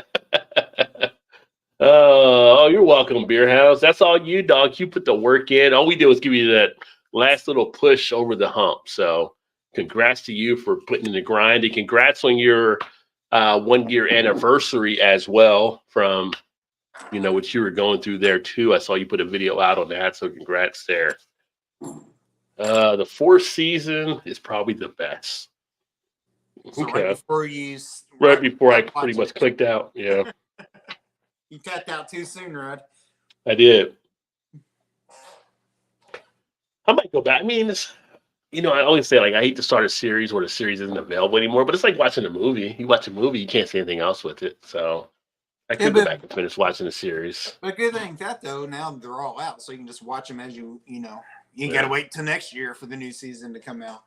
Yeah. I wish everybody did like Prime. I'm watching Fallout right now. Prime, they put all the show out at one time. How do you like? Oh, I know. It was like, why don't people do that? I'm enjoying it. What I'm getting a kick out of watching Fallout is I'm seeing the parts of the show that are coming from the game, like the different backgrounds and the scenery and the different stuff. So it's kind of cool how they're doing it. So she started watching it. She's just kind of like, not sure about it. I think if you play the game, it makes a difference. I was gonna say, I feel like that would make a difference for sure. Yeah. But I just finished, I think, episode 5, and the writing's pretty good on it. I think of the shows that I've watched that are video game translations, first is going to be like The Last of Us, was probably the one I like the most. Oh, yeah, yeah. And then I think right now, Halo is number 2. Because I just finished the 2nd season for that. And then 3rd would be like Fallout right now that I'm watching. It's pretty good, yeah. The thing with The Last of Us is if you played it, yes, we probably, I'm sure you played it, right? Yeah. Which when we played it, it's like, okay, so yeah. But even on the outside, she loved that show. Mm-hmm. She didn't even know anything about the game, but I'm like, okay. Yeah, you'd have to play the game to enjoy the show for sure. No. Yeah. I feel like you knew some of the nooks and crannies of it if you played the game, some of Yeah, it was interesting when you saw the show because you're like, somebody casting for some of the characters. Look at you, big dog, coming in with the other half. You didn't say you picked up Annie. I did. Broccoli, something, whatever. If you're teasing Todd with that. Broccoli. It's called broccoli. Yeah. And it has broccoli on it. They got some type of broccoli fascination. Got the broccoli on there. It's a double dry hopped Imperial IPA. I'm gonna grab another one too. Wait. It's a 7.9% with Mosaic, Simcoe, Nelson Sauvin Strata, Mosaic Cryo, and Simcoe Cryo. And it does not include broccoli. They wrote on here that it doesn't actually have broccoli in it, which I thought was cute and nice of them to let people know. Just not cool, Mel. Just not cool. What? Because I can't get it. Cool. That's why. What's not cool? I can't get it. That's what's not cool about it. Todd, this is only the second other half beer I've ever tasted. Oh, really? Ever. Only my second time trying another half beer. When me and Rod and Joe and Eric used to do the show, so we do some beer trades here. And that was when Rod was living in Cincinnati-ish area side of in Kentucky side. It's like him and I always had a hard time trading stuff because we get this basically the same stuff, right? You know, so it's kind of hard for us. But Joe would send other half all the time because he's up in that area. So it was like, oh yes, this is so good. Hey, it kind of smells like broccoli. No, I'm kidding. Everyone's gone. Everyone left me. I was all alone. We're dancing. I was all alone. Like, what's going on? He left us. Sorry. Jurassic Park throwback. I'm good. But yeah, citrusy and piney at the same time in the nose, and ooh, whoa, it's got a bite. Yeah, this one bites back a little bit. This one bites back a little bit. Dry, a little sharp, but juicy. It's nice. I like it. I got another beer here. I'm going to let it sit for a second, but we're going to go with the 10-layer coconut. RAR, 8.0% ABV. Did you say 10-layer coconut? Huh? Did you say 10-layer coconut? 10-layer coconut. RAR Brewing. Just verifying. Rod, remember when Joe used to send us some other half stuff? There you go, brother. Didn't they have wouldn't a lot of the stuff have like broccoli? Yeah, there's a thing with them about the whole broccoli thing. They got something around. I don't know what it is, but yeah. You're right. Well, I hate broccoli though. Broccoli's the vegetable I hate the most. You choose the same way.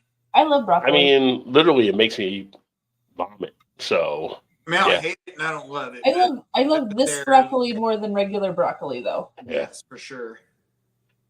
I'm like Will Ferrell, except opposite. Like the way it hits the lips, it comes right back out. So, because Joe used to send us other half, and Eric used to send us the Old Nation stuff at times. Yeah. But now we get Old Nation here, and I never pick it up hardly ever. I never get other half now that I have it here. But if you ever come across other half, Billy Brockman again with the whole Brock thing because of broccoli, that's actually a pretty tasty one from other half too. But any of their anniversary beers, if you see them, grab them when you see them. They are solid. And the one I had last year, which was other half, the Veil, Side Logic, and I can't remember who the fourth one was. They collaborated on it. It was like the only beer I gave a 5 out of 5 on. It was like freaking phenomenal. It was phenomenal. It was just like, that's cool. Yeah, I could die now. I'm good. Like type thing. It was just one of those beers. I just like, I don't know if it gets better than this. I mean, it's just solid. So Mal, do y'all get a lot of them there, or just hit and miss?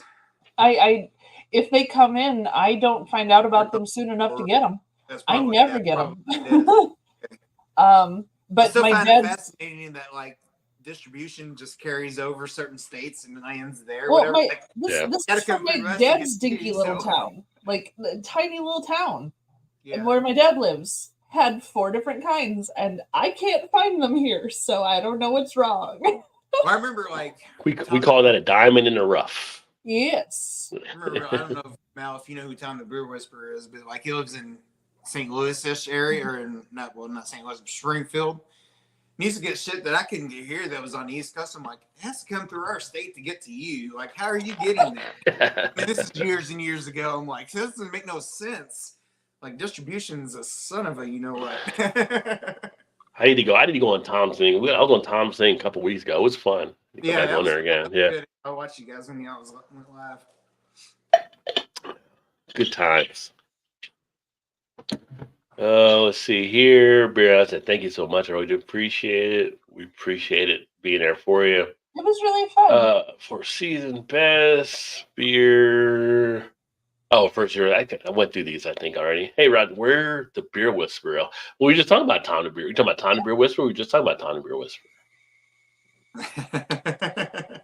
Halo for the way. Halo was pretty solid of a show. I liked Halo the first 2 seasons. I just finished it like probably 3 or 4 weeks ago. It was pretty good. That can't look in Flashy Mallory. Yeah. Yeah, all the broccolis. All the broccolis. All the broccolis. They get into the point, Mallory. Yeah. Where you at again, Todd? Oh well. Disappeared. See, you pissed off the wrong person. They cut your stream. No, I think he's just asking where Todd was at. I don't think it was asking where he disappeared to. Oh. Southern Indiana. Right. Well, Yeah. I got worried when you guys all left. Oh. I was like, whoa. Sipping one of my last Yinglings. One of your last ones. Should I do I have it here for you? Let me take a look here, Big Daddy.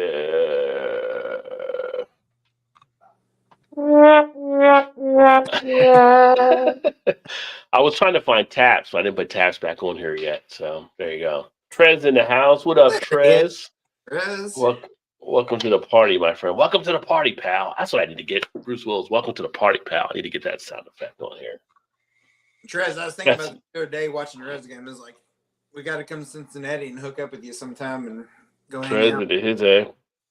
Oh, I did find out I'm going to be in Cincinnati as part of the Rod J Beer Ventures tour this year. I'll be in there like the second week of September for work. Oh. So maybe, depending, we'll see. Maybe I'll stay an extra day or two, but Wait, where I'll are you be gonna back be? up then. Cincinnati. Part of the tour this year. Was somebody back there? No. No, Is the ghost? No, I'm sorry. One of my cats is literally right outside the door just crying because she can't get in. And I was wondering if you guys could hear her because she's just like, let me in. Why can't I come in? I'm like, oh my God, cat, leave me alone. Ours does the same thing. Like, Another part of the tour, I will be at Pittsburgh Ooh, for the Barrel and Flow Fest, Beer Fest, which will be in August. So awesome. that'll be another part of the tour. So nice. doing some tour stuff. Although I know we talked about it before. I don't know if I'll be able to get it in for this year.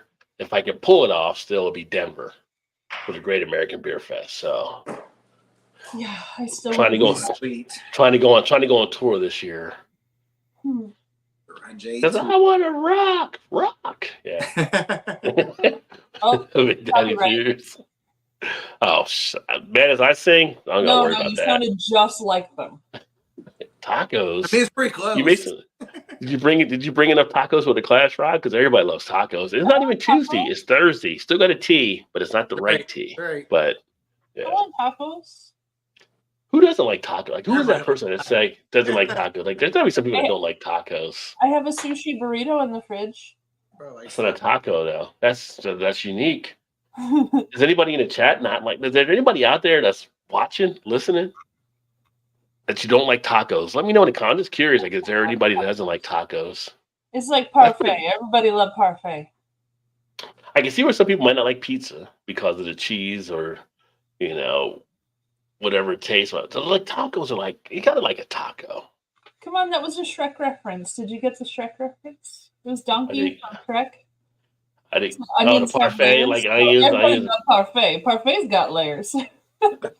like an onion, yeah. No, not like an onion, like a parfait. I did not catch it at the time, but I did catch it now. Oh, the Beer Whisperers in Rod's area. There you go. oh, okay. Tom's pretty cool. Yeah, because Rod's out there in St. Louis. He's something. Yes. You know what? Let's say it right. It's like Rod. saying bless his heart. Rod says that. And I kind of want to go back and find that clip just for like an ultimate, like maybe the 10-year anniversary, like clips over the years and have that All right, clip. talk And about- you know it. Day that night. Oh, that was so like uncomfortable, but it was so funny at the same time. I feel like that's like one of those clips. It's kind of like the John Chaney chasing down John Calipari type thing. Remember when Temple and he was like, "I'll kill you, I'll kill you," and he like tries to run at him at this. I feel like I need to pull that clip for a 10-year anniversary show. Like, God, that was like back in the day when it was like 10 people on there and he couldn't get a word in. Yeah. And Joe was on there, but you couldn't see his face, so we never knew who Joe was before, you know. And Drunken One too. It's like Drunken One and Joe just like had their emblem up or whatever. Well, Joe was like sending me things like, I feel like we're arguing, but I don't know why because we're agreeing, but we're arguing still. Yeah. Tom and Drunken One, But the Tom and Jay was the classic one. Jay is like, oh Lord.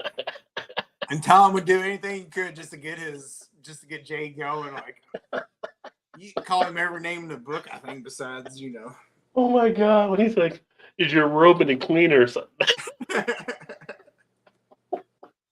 Oh, that was so funny. No, that was so good.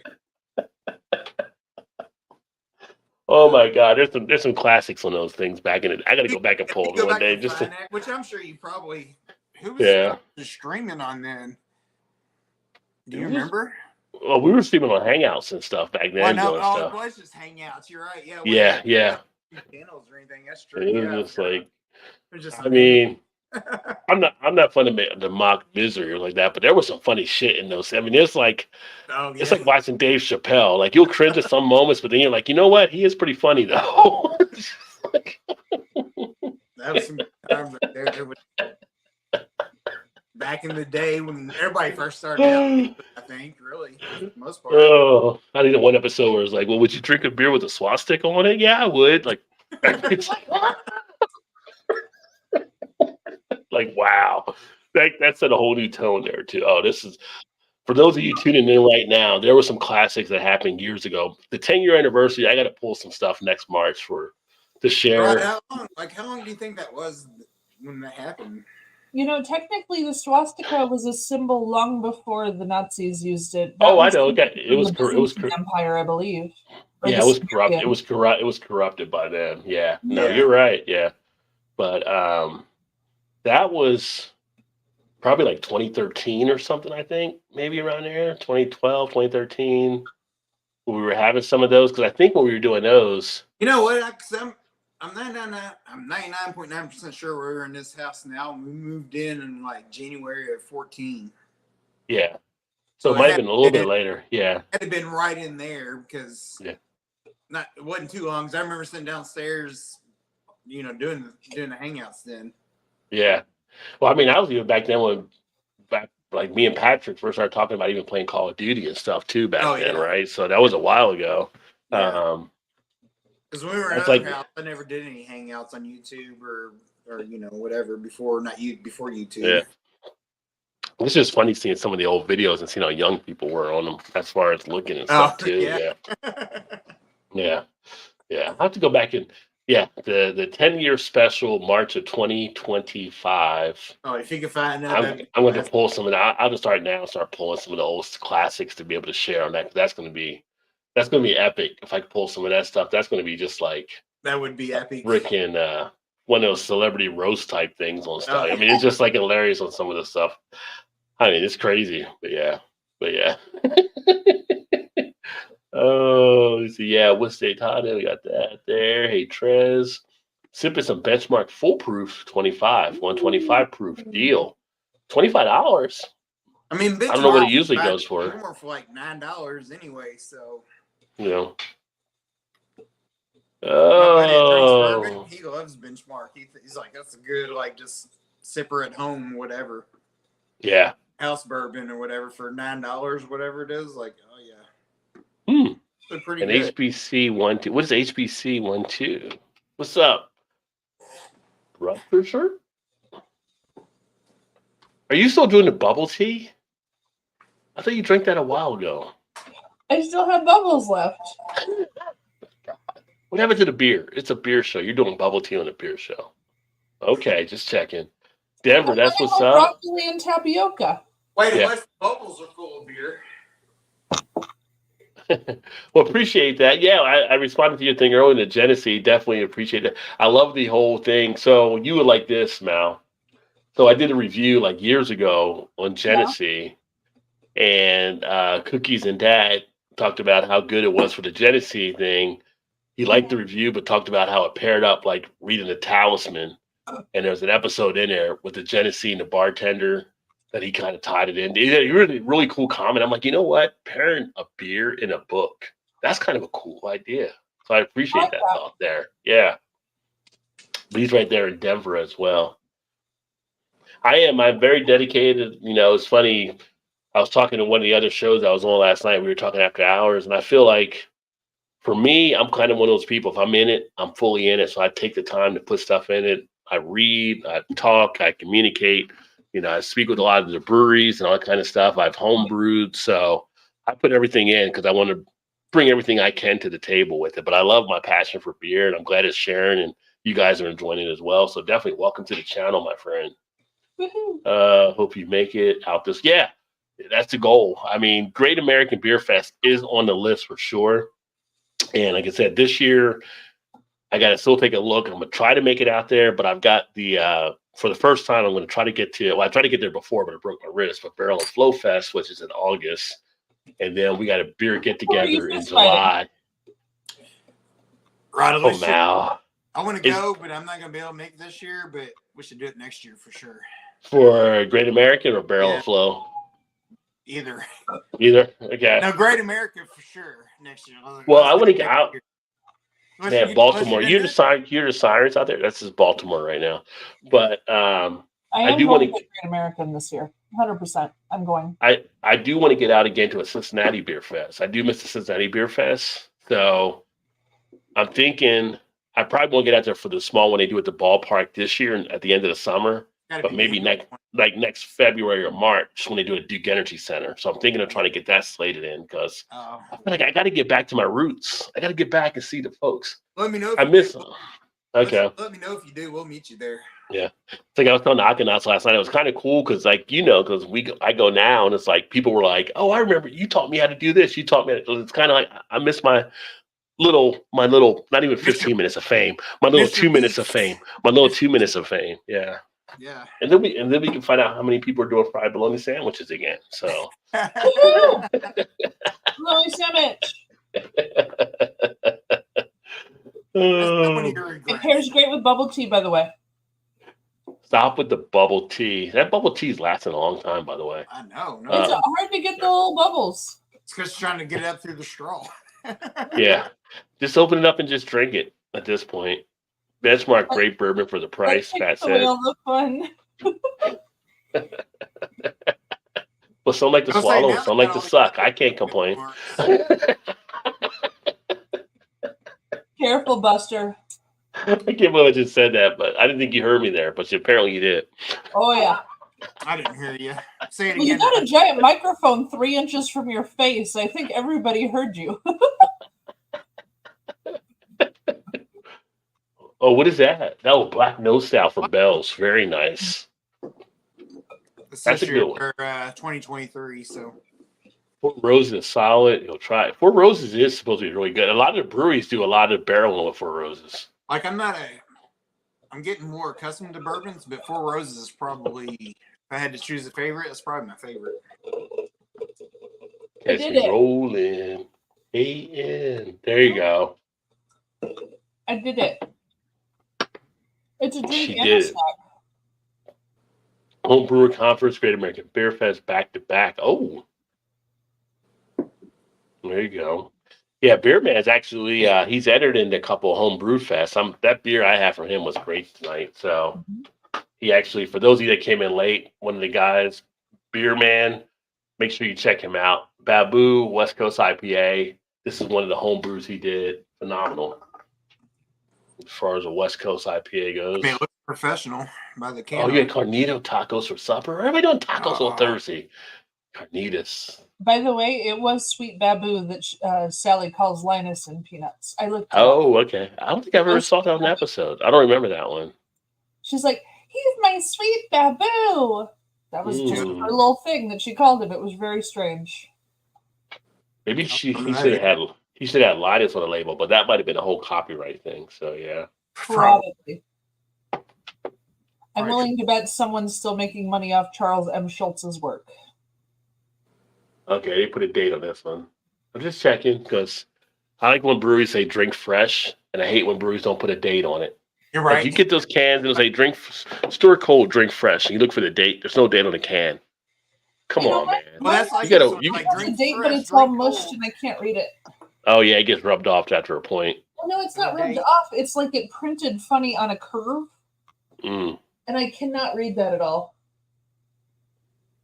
I don't know.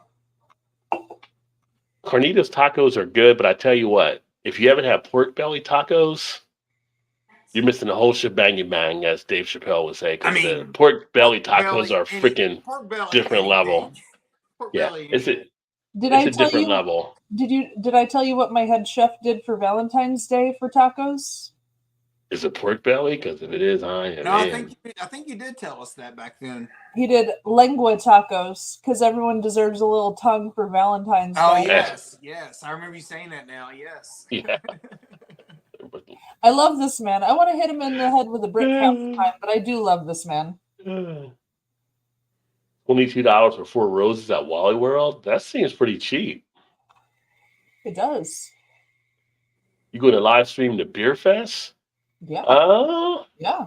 Yeah, you are. Wait a minute. Yeah. Which Beer Fest? Like if All I go to Barrel Flow, I'll live stream different parts of it. I'm sure. If I go to the YouTubers, I'm sure people will be live streaming at some point. I actually gave some ideas to Paul and Ray last night. Also, I'm not trying to. This is your guys' thing and Shane. But we had to talk afterwards. I'm like, if you're doing this and you want people to really be serious, here's some ideas you can run with. But again, that's up to you how you guys will do it. I'm just a guest, kind of just coming through. So I'm actually going to a beer fest Saturday. which one?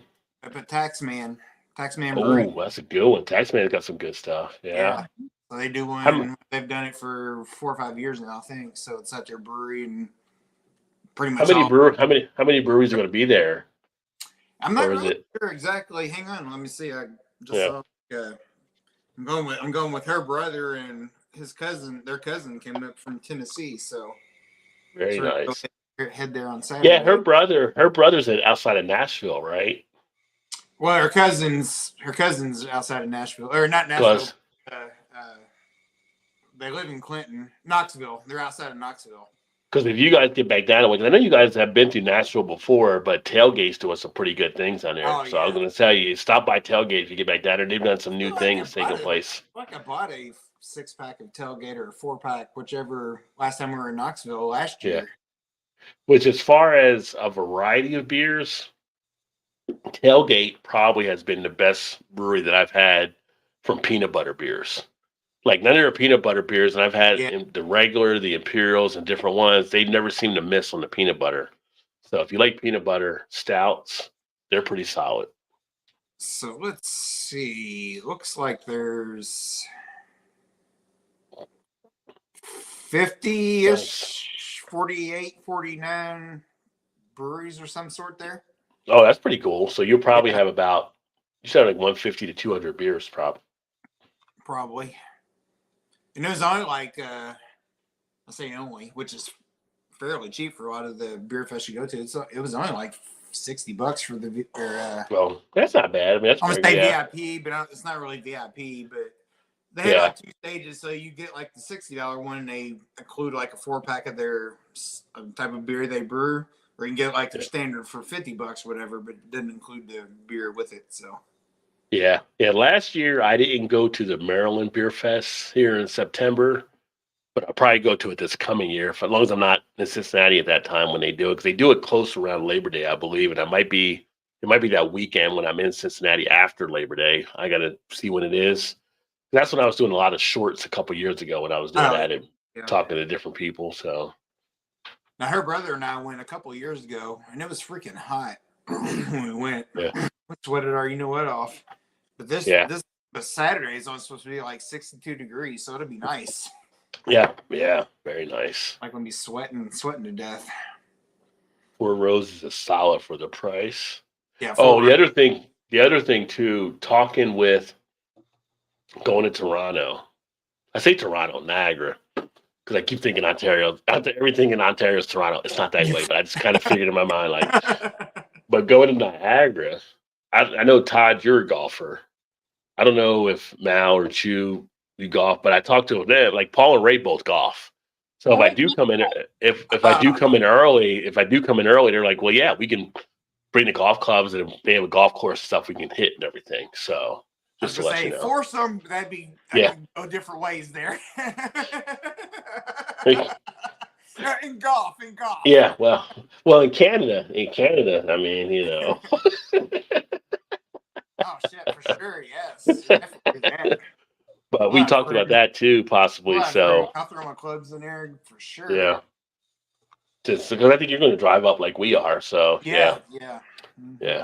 I do mini putt. There you go. There you go. F a Best Buy date. Trogs, I'm looking at you. You know what? If I get a canned on date or a Best Buy date, I'm happy. When I get no date, that's what pisses me off sometimes. When I get no date and they say drink fresh, store it cold, that pisses me off because I'm like, how do I know it's fresh if you don't tell me what date you actually put this out? I'm like, it's not hard. It's common sense. Like, you can't tell me to drink fresh and store it cold if you don't tell me what the date is. So They can still tell you to store it cold, though. They can tell you store it cold. They can tell you that, but don't you dare put that drink fresh on there if you don't give me a date. Don't do it. Don't do it. I'm not gonna be like Greg. I know Greg's beer reviews. He blasts people when they do that shit on the date. So I'm like, I love Greg. Greg's the OG. Him, like, people look at me as an OG. I look at like Greg. I look at like Joe. I look at like Simon over Real Ale Crap. Like, those are the ones that when I came on, they were already kind of doing it and stuff. So it's kind of like, yeah, Joe and Greg will be like, come on, guys. Random question. I know what OG stands for or what it means. What does it actually stand for? It's an acronym for something, right? You just said you know what it means. No, I know it means someone who's been around a long time. I just like original gangster. Original gangster. Yeah. I did not know that. Yeah. I assumed it was old geezer. That's fucked up, but no, that's not right. Technically, it could work. I mean, technically it could, but that's not what we would actually want to use. I mean, I heard you call them all old geezers. I was like, well, that's not very nice. It must mean something else. Look, Todd. Damn you, millennials. Damn you, millennials. Right? Millennials not knowing a phrase, please. That has nothing to do with age. So, Rod, is that OG with an A and OG with an ER? Yeah. With an A. Well, millennial does have to do with age because it's by your generation. So it would be by age. Millennial does. I'm saying OG doesn't have to do with age. Someone can be a baby boomer or a Gen Z and not know what OG stood for. I'm just saying, like. I mean, the age doesn't decide. You just haven't heard what it meant. Information can come at any age. I would not buy IPAs. That's how it is. Like, IPAs nowadays, there's no date on it. You do it at your own risk, right? So it's kind of like you should have it on there for stuff. I mean, even like I think Lagunitas, like they don't have a date on here, but everybody knows when it comes out, so you kind of know you're okay to actually get it now. Oh, we had like a freaking stack of them at our liquor store here. Anywhere. Yeah. I really don't buy beer that often anymore. I end up getting it. Well, now not everybody works at a brewery. Not everybody works at a brewery now. It changes the game when you work in the industry because people are just handing out beer all over the place. It's ridiculous. Yeah. But I do the same thing. I hand out beer all the time. It was funny. What was that? I was at one of the liquor stores here in Maryland a couple weeks ago, and I was talking to a guy, and we had went out there, we had dinner, and we got a snack thing. And there's a liquor store. Let me see what kind of beers they got in there. She was waiting in the car for me. So I went in and I was like, one of the sales reps in there for one of the breweries. And I was like, introduced myself to him, gave him one of my cards. I wanted to do. He's like, oh, I got this. And you want to try that? Like, I've already had all it. Was like Dogfish Head. I already had all of that. Like, he just kept trying to hard. So I'm like, dude, like, I drink these all the time. Like, I literally don't have time to really sit here and try to go back and forth with you. Like I told you, I'm just grabbing something real quick. And met the owner of the store and stuff, grabbed something that left. It was just like, you don't have to hard sell me, dude. I'm already into the beer stuff. I already know your beers. I've had them. I enjoy them. It's okay. You don't got to sell everybody. Like you could just tell he was a little over eager to try to get it done. It happens. It happens. Yeah. I was gonna try to stop by the liquor store on my way home from work that does like the discount beers, whatever. They were selling like the Stone Enjoy by 420 beer. Yeah. And it was gonna be like $3.99 or whatever. Is it 6-pack or a 4-pack? Yeah, six pack. Yeah. Maybe I think they might have it in can. They might have pint cans where it might be a 4-pack too. But I was like, yeah. Okay, so Enjoy by 420. It's not gonna blow up after that. So for $4.99, like that's right. I would grab it. Right yeah, there. I'm gonna buy right there. Yeah. I'm gonna stop tomorrow and see if they still have some. Like I'll buy it. I don't care. Well, Stone brought back the Mocha IPA this year, but I've not been able to find it yet. That's what I want to get. Oh yeah, but if I see it here, I'll get some for you and send it to you because I know how much you like that beer. Single barrel is bomb. Yeah. My taproom was working on a 5 milligram THC beer. We're not technically allowed to sell it at the moment, but I have gotten to try it, and I have a very low tolerance, and it got me. I felt it. Okay. So that was fun. The table. Yeah, it surprised me a little. I've only had a couple THC beers, but yeah, it is a different feel that you get from them too. So and it's it was not like blueberry clementine was the flavor. It was a lovely flavor, really nice flavor. Fuck, the only one I had was Rod. Didn't they have didn't Sweetwater have like the 420 version that was THC? Yeah, but it wasn't a THC beer. That was just to represent the strain. Well, no. I know they had 420 in a bunch of, but I was thinking at the beer fest when we were there, they had like a variant of that. We had a variant, but it was like the Be Real variant, I think, but it was still not THC, but it was just a different. Okay. Well, I remember the feel Be they Real, did, but I was thinking one of them had like THC in it. Yeah. But maybe not. Yeah, no, they haven't been able to do that at Sweetwater yet, but this one surprised me. I got very giggly. It was just like, whoa, that's fun. But again, we're not allowed to sell it yet, so we'll see. the ones I had were, which I haven't talked to Steven in a while. I got to check to make sure he's okay. But Eclipse Brewing, he has sent me a couple from out in Seattle. He actually brewed and stuff they were pretty decent. So yeah. And now they're rolling out some of that stuff like through Canada and some spots and stuff like that. And they're here in the States, they are looking at some spots like in California and some things where they can sell them through dispensaries. Mm. But I'm hoping they bring them to Maryland because Maryland's one of the legal states as well. Be able to check out. Let's see here. Okay, date yourself with the best OG story. Make sure the details give away that moment in time. The best OG story? Like where the person was an OG, or where they called out somebody for it, or what? Where you met an OG, or you were the OG? I need more clarity on that one, Everson. But I'm going to run to the bathroom real quick because apparently I got my 12-year-old bladder tonight for some reason. Well, I mean, you got broken steel probably, so that happens. I already done it twice tonight. I'm like, I've never had to go as much as I'm going tonight for some reason, but it happens. You let us know more so Mal and Ty can figure this out, and I'll be right back. You know what? I'll go with what I thought OG meant. Old geezer.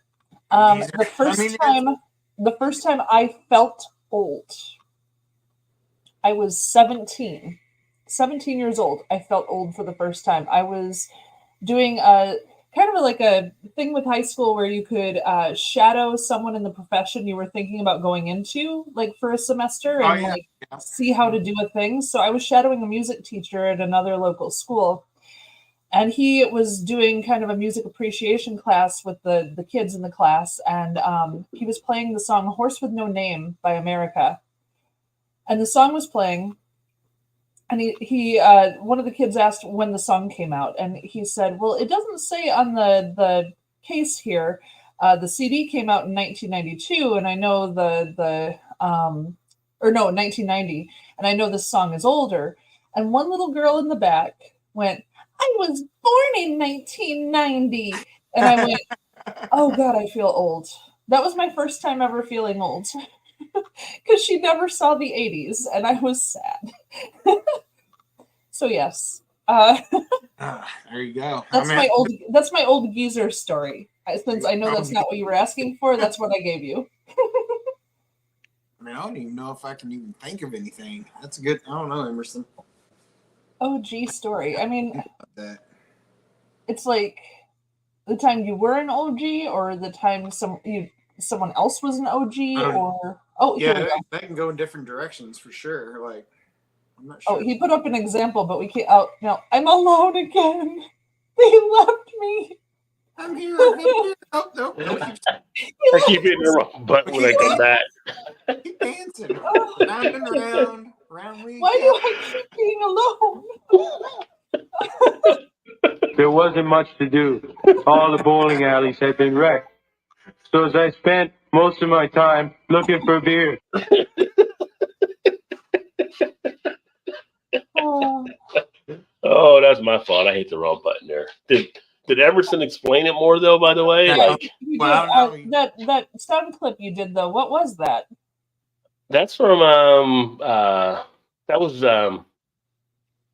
Rick Moranis, I think, from when they were doing. What's that one where we were going to Canada for beer? Maybe I think it was from that one. Oh, there wasn't much to do.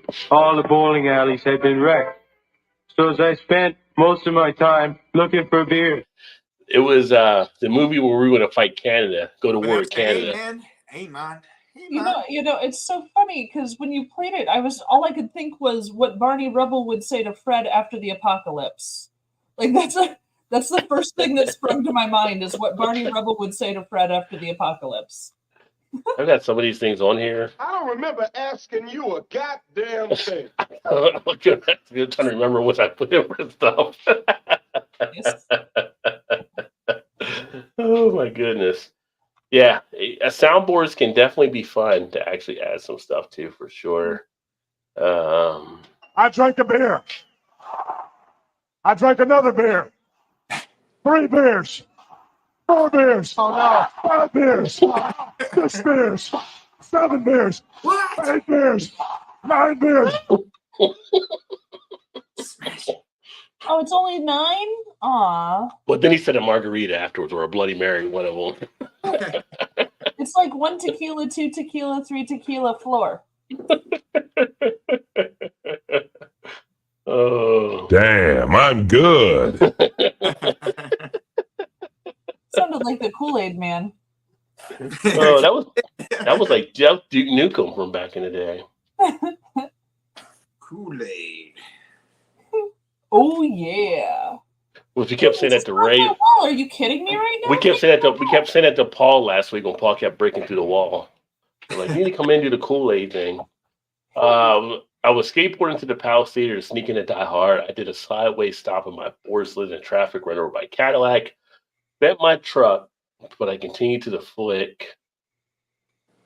It was Strange Brew. Yeah, that's what I was trying to think of the name. Strange Brew. Yeah. I couldn't think of the name of the movie offhand. But yeah, I knew the movie. I couldn't think of the name of it. I knew it, but I couldn't think of it. But how's that an OG Oh, you saying the OG, like you played it off and just kept going? Like, oh. Is that the OG, like... You just got to, like, dust it off and just kept on. Yeah. Big deal. I'm not really sure. I feel like she could probably answer this for me better than I could answer for myself. I don't know if I've had an OG moment. Yeah. When we were at Thunder Over Louisville way back in the day, we were drinking and went and threw up in front between the cars, and then you came back. It's funny you say that because we were just talking about tonight before coming on the show. Yes. I would think Dr. Pepper's had 5 of them in an hour, and it was like a couple hours later. I mean, that's not good. Then the rest of the day, I was good. I was like, oh, that was what I needed right there. It was so good. I was like, okay, let's go. I mean, myself. I mean, that might be a good OG moment. Right taking there. A couple buddies with me, and we went into the Randy Couture poker tournament and acted like we were supposed to be there. So I had them follow me, and they were like, "How are we going to get in?" I'm like, "We're just going to go right in." Like, I we're at Golden Nugget. I've been in Golden Nugget many times. I know people. Walk right in. I know where the ballroom is. I've spoken in the ballroom, and they're like, "You're kidding, right?" Like, no, we're gonna walk in. I came in the front door, kind of walked in, ended up talking to Randy Couture, took a picture of Randy Couture, ended up meeting Kevin James, meeting a few other actors. Rampage Jackson was there. Chumley was there from Pawn Stars, and got invited to the after party upstairs at the club.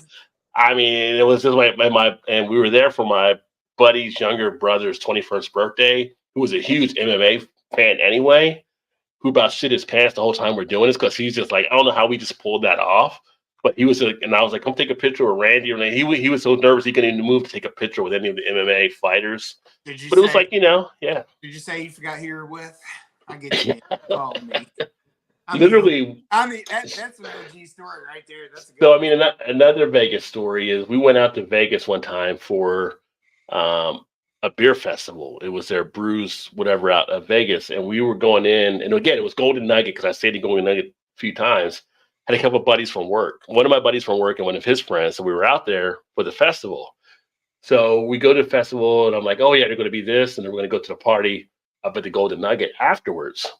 And they're like, okay, like we're going to go to Nugget. And they're like, you're basically on the list. And I was like, well, okay, we'll do that, and we'll go up. So we go up there. And I just walk in like past where we're supposed to go. And they were behind me, and the guy stopped them. And they're like, what are you doing? And they're like, well, we're going in. We're like, we're with Rod. And they're like, you're not with Rod. Like, you're not with Rod. And I didn't turn around and say anything because I was just walking. You're like, bye. And bye, bitches. And they wouldn't let them in. And so I turned around, they weren't there. So I called them on the cell phone. They're like, oh, they wouldn't let us in because they said we weren't with you. I'm like, what are you talking about? And it was like, they didn't believe the guys were actually with me, but I walked in with no problem. Like, you knew who I am, so come on. Of course I did. Of course I did. Everybody knows who you are. I've had a few OG moments, I guess you can say. Now that I think about it. Yeah. Man, coast to coast. I mean, walking into places and getting deals and, not paying for meals or getting beers and stuff like that, everything. Yeah, the Rod J deal. So, yeah, I guess I do get some OG type things that happen from time to time. That's pretty good there. That's good. Somebody's at Woodard Brewing. They're like, hey, we want to get you some beers to try out or whatever like that. Next time we're down in Cincinnati, we'll let you know. And they drop a case in my lap. Like, I wasn't expecting a case. I was expecting like one or two. Like, So, yeah, some things work out. But I have no way saying I'm an OG. I'm just saying shit happens. That's all I'm saying. I don't think I have the personality, the temperament, or the face to pull off OG in general. I panic if I'm breaking a rule. I have no poker face. Didn't you just tell us it's better to ask for forgiveness? Yeah. With permission? That's an OG rule right there. No, I mean, that kind of is. That's an OG rule. Rob, the only reason I said that rule is because that's what you told me about how I should film in tap rooms. You don't tell people that. They don't know that. They don't know that watching. They don't know that. And I said I can't do that. I have to ask permission first. Oh, OG Braxton Labs. Oh, well, we got the deal there, and Eric's like, I don't understand. We're like, Eric, give her the money. Just give her the money. We're good. Like, wait a minute. What are you talking about? Rod's going, shut up, man. Just let me take care of it. Like, all right, you got this. All right, you got it. I forgot about that. That's true. That was. So there was one thing that happened, but I wasn't personally the OG. I just happened to be in the group with the person who was. But we ended up getting in. We went to this club in Chicago, and there was an elevator, and we saw like people were putting in a code to go up in this elevator. So one of my it was Chu's best friend, actually. She watched what someone put in for the code or whatever, and she put it in, and she and Chu went upstairs. And they called us and said, there's a party on the 4th floor. It's like a private party. You got to get up here. It was me and her husband still down on the bottom floor. So we followed up, and this private party, it was really strange, like very unusual. There were obviously a lot of people imbibing other things than alcohol. And hopefully it was a P. Diddy party because shit gets crazy at a P. Diddy party, I heard. one of the Especially rooms now. one of the rooms they were having midget throwing as like a sport. Oh, Howard Stern party. Okay, that's cool. And there were people in like weird costumes and people dressed normal. Like Batman came in holding sparklers and ran up to one of the midgets and just picked him up and tossed him straight up in the air. And that is the Howard Stern part. There was really strange stuff happening all around us. And then some famous guy was behind the bar serving like not A-level actor, but like B or C level. I can't remember who it was. Eric Roberts. Who's that? Yeah, exactly. No, it's someone that people have heard of, but that's Julia Roberts' little brother, but he's more of a B actor. Yeah. No, Shu knows who it is. He's supposed to be home in the next 10 minutes or so I can ask him who it was. But who is he though anymore? He's been but, in some things. It was a really He's a Batman. Yeah. Really strange party. Well, it sounds that way. I mean, yeah. But again, I wasn't the OG because I literally cannot pull off stuff like that. I just can't. I'm way too freaking honest. I mean, I know how to use tact and not to hurt people's feelings, but otherwise, nah. I can't pull it off. OG, like, were you a part of a significant cultural moment from the past that people would respect now? I mean, I don't think so. Back in the 90s, I was a hip hop DJ, and now it's different now. Like back then, I feel like your DJ nowadays is a lot, I'd say it's easier. In that back then, we had to actually use vinyl. We had to actually use records. Now things are on the computer, you can program it in. You still got to have the memory and know what to do when you want to do the mixes and stuff. But I feel like it was more difficult when you had to actually find the right record, cue the right record up, have to actually do that, where it wasn't just stored on the system for you. Not to mention, you had to have strength because you're carrying a lot of crates and speakers and amps and stuff in too. So you had to be, pretty good shape and stuff. So that was back in the middle days. Carried along. Yeah, you get the milk crates from Kroger or whatever the grocery store was, so you could put your records and stuff in them. But I mean, in the late 80s, 90s, kind of being part of that whole movement with hip hop and spreading that in house music, which house music was a great. When you're in Chicago, Mal, but house music comes out of Chicago, and house music was just like, I love house music. That's basically before techno came out and stuff, and just like some of the stuff you had to do. Yeah, I mean, that was probably my cultural type stuff, kind of contributed into that, and kind of doing some of those type things, like a lot of the records and stuff that we would play.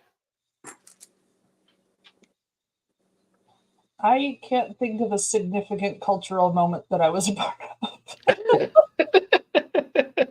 I really can't. Like, I can't think of a single thing that I've just been in the right spot at the right time. Like, no. I can't think of any. Yeah. Now, if I was truly OG, I would have just made shit up and been like, fine. But right, yeah. I can't pull that off either because y'all would know I was lying the moment I said anything. Like, I couldn't do it. Ben, was it? What are you talking about? I don't know if that's OG. I think kind of OG is kind of like. Well, see, I was on this bus and this one lady wouldn't get up. Oh wait, no, I wasn't. That wasn't me. You punched her in the face and it. No, I got nothing. I literally have nothing. I mean, it's an OG thing just comes with time. I think it just becomes like a respect type thing over a period. I don't know. It's for me when I think of like an OG, it's just kind of like that dude or that person. They kind of not old geezer, but this like. Just like they know how to run the street. They know how to do this. They know how to do that. If you ever want to get some knowledge, that's who you need to talk to type thing. Like I could say talking like yesterday, Alkanauts, after we got done, I talked to like Paul for like a couple hours after we were done. Ray actually had to get off and do some stuff. And it's like he was like drilling me for different knowledge, right? Like and he was really appreciating stuff we were doing. And like me and Mal, like we do stuff that all the time. So for him to talk to me would be like an OG moment where for him, he was saying how much he held me in esteem for the stuff that I was doing.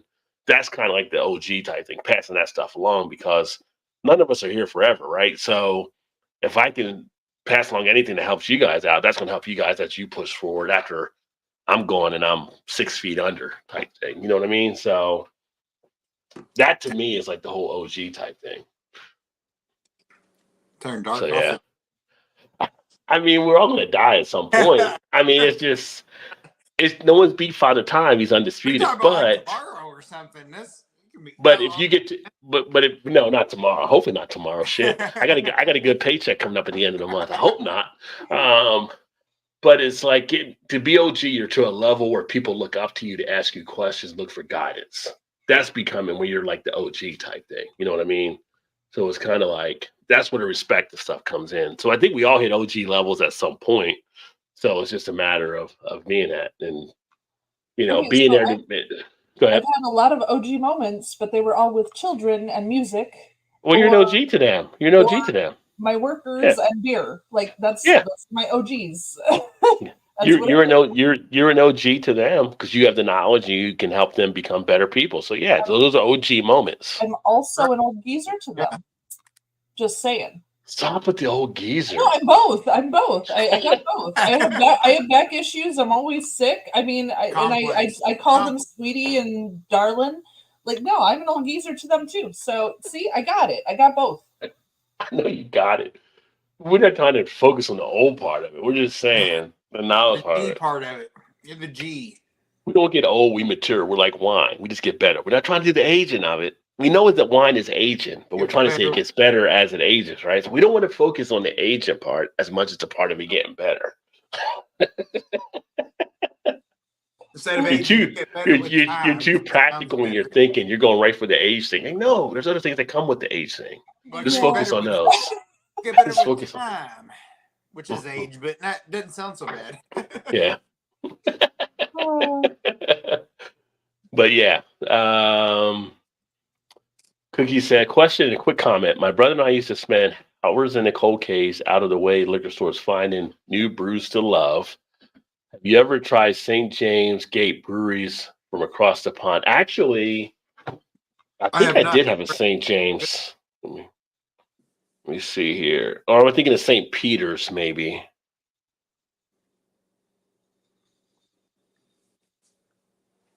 I've not had St. James. It was St. Peter's that I actually had before. I was thinking St. James. I was thinking... Which we get a lot of St. Peter's stuff that comes. I think it was St. Peter's that I had. Let me take a look here. Yeah, I had the St. Peter's Golden Ale, which is also out of England. So we get a lot of those that come across over here. But I would definitely give it a try. I love trying beers from overseas. One of my favorite breweries here in Baltimore actually is all pretty much English type style beers. So it's pretty cool. And they're the ones that bought Flying Fish. So I'm kind of interested to see how they're going to continue them. Nice. Some brewery connects and they get free beer, but it's usually old. Well, they're not nice. I mean, are they old? Like if they're like here's an IPA, it's a year old, or is it like here's a 12% Imperial Stout that's a year old? That's a totally different type of old. Yes, that's true. Yeah, that's like we aged it for you. We cellared it for you type thing. So now if they give you a 6-year-old IPA like somebody bought from Brooklyn one time, yeah, that's not cool. That's not cool at all. I should pull that clip up for the 10-year anniversary too. It'd be like the story when Eric's like, I opened the bottle and just like plop, plop, plop, plop in the glass. It's like saying, hey, thanks for the beer, but why does the whole top peel off? I don't know. The beer store sold him a 6-year-old like Brooklyn IPA. Yes. Shame. Why does this one have a pull tab on top? I don't understand. Like, what are you giving me? Funky like this? I'm not sure what's going on here. I didn't know they made cans like that anymore. That's a classic 1950 PBR. What? Yeah. What's up, bro? I do what I can. It's all fun and games. So it's the boss hog. That's why I always teach Shay, like, don't call me a legend. I'm just out here doing what we do. Jay's a boss hog. Chew is my garbage disposal most of the time. If I don't really love something, I usually hand it off to him. If it's edible, he'll eat it. It's fine. We had 2 cans of beer, both hazies, from the same 4-pack in the fridge, and one of them was dented and like you could squeeze it and it would, bend and stuff. I was like, oh, don't drink that, sweetie. Get something else. And he's like, no, it'll be fine. So we both opened the same beer. There's, first of all, an obvious color difference. His is a lot darker than mine. I said, sweetie, you don't have to drink that. It's obviously gone bad. It was open. You can't drink that. Yeah. He's like, it'll be fine. We both took a sip, and he said, can I try yours? And I let him try mine, and he's like, I don't think I should drink that. And I said, what is it like? And he's like, here. And I tasted it. I said, oh my God, don't drink that. It was so terrible. I'm like, there was probably mold in the can. I'm like, oh my God, why did you That's more like that with a hand on his forehead. But initially you told him don't drink it, and he told him not to drink it. He doesn't listen. He's a garbage disposal. He'll eat anything. Like it doesn't bother him, and he doesn't get sick very often. Like if he does get sick, it's barely at all. And he attributes that to licking cell phones and handrails at metro stations. And I just I'm not going to do that. I mean, sometimes you have to let it go. And he did. I think that was his first drain pour. Actually, was a beer that had actually gone off and might have had mold in it. So he might have had a little tear when he did it too. He might have been upset. Yeah, he wasn't happy. He wasn't happy that he was drain pouring a beer. I would not be happy either. I mean, he doesn't even like hazy IPAs. I don't know why he wanted to open it so bad. I'm like, stop! Don't have it. What are you doing? Trooper. That's a trooper right there. He's like, oh, it's probably just fine. I'm like, no, it's not. No, it's empty. It's not. The can it's actually not fine. When you move it, and like, no, don't drink that. It's okay. Just gotta let it go. Let it go. You have to chew your beer. Something is wrong. Chew? You have to chew your beer. I didn't catch the pun, but yes, don't chew your beer. I've not had the ice cream stout for St. Peter's. I've only had the one for St. Peter's. And the thing I tried to St. Peter's because they have a really interesting bottle. If you ever see the St. Peter's beer, it's kind of a cool, almost like a medicinal type bottle design they actually have. And I was like, that's pretty cool. So that's kind of got me interested in checking it out. But if the ice cream stout is something I should check out, let me know. I might give that one a try as well. Yeah, Howard Stern party. Anytime you got midgets being thrown across the room, I feel like that's a Howard Stern type party, right? There's a very strange situation. Absolutely. Yeah. Apparently, there's different things from, I don't know, some of these celebrity parties I'm hearing about, some of these P. Diddy parties and stuff. I'm like, whoa, I thought Eyes Wide Shut was something, but apparently things are a lot worse in actual real life with some of these things taking place. I mean, a lot of people for a party will just do, like a board game for entertainment. Oh no, that's not happening here. That's old school. I mean, apparently the safest place. Oh. apparently the safest place you could have been was a Playboy Mansion party compared to everybody else. I mean, apparently Hefner was actually the safest spot you could be at. So yeah.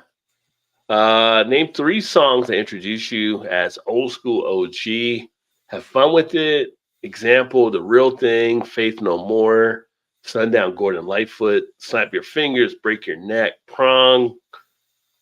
3 songs that introduce you as old school OG. I like the Faith No More there. Want it all, but you can't have it. So I'll say Crazy from Patsy Cline. Crazy. That's old. That's old school. Yeah, that's old. That's your dad's old school. Oh no, that's before him. Crazy from Patsy Cline, the Boogie Woogie Boy from Company B from the Andrews Sisters, and where the hell did you? How are these OG for you? And Me, Myself, and I by Billie Holiday. These are like OG for your grandma. Like, how are these OG for you?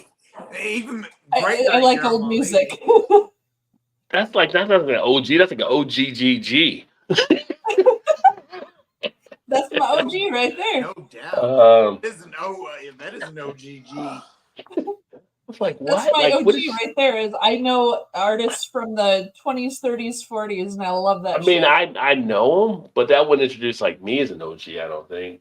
What about you, Todd? What do you got? I don't freaking know songs, artists, whatever. You know songs, artists.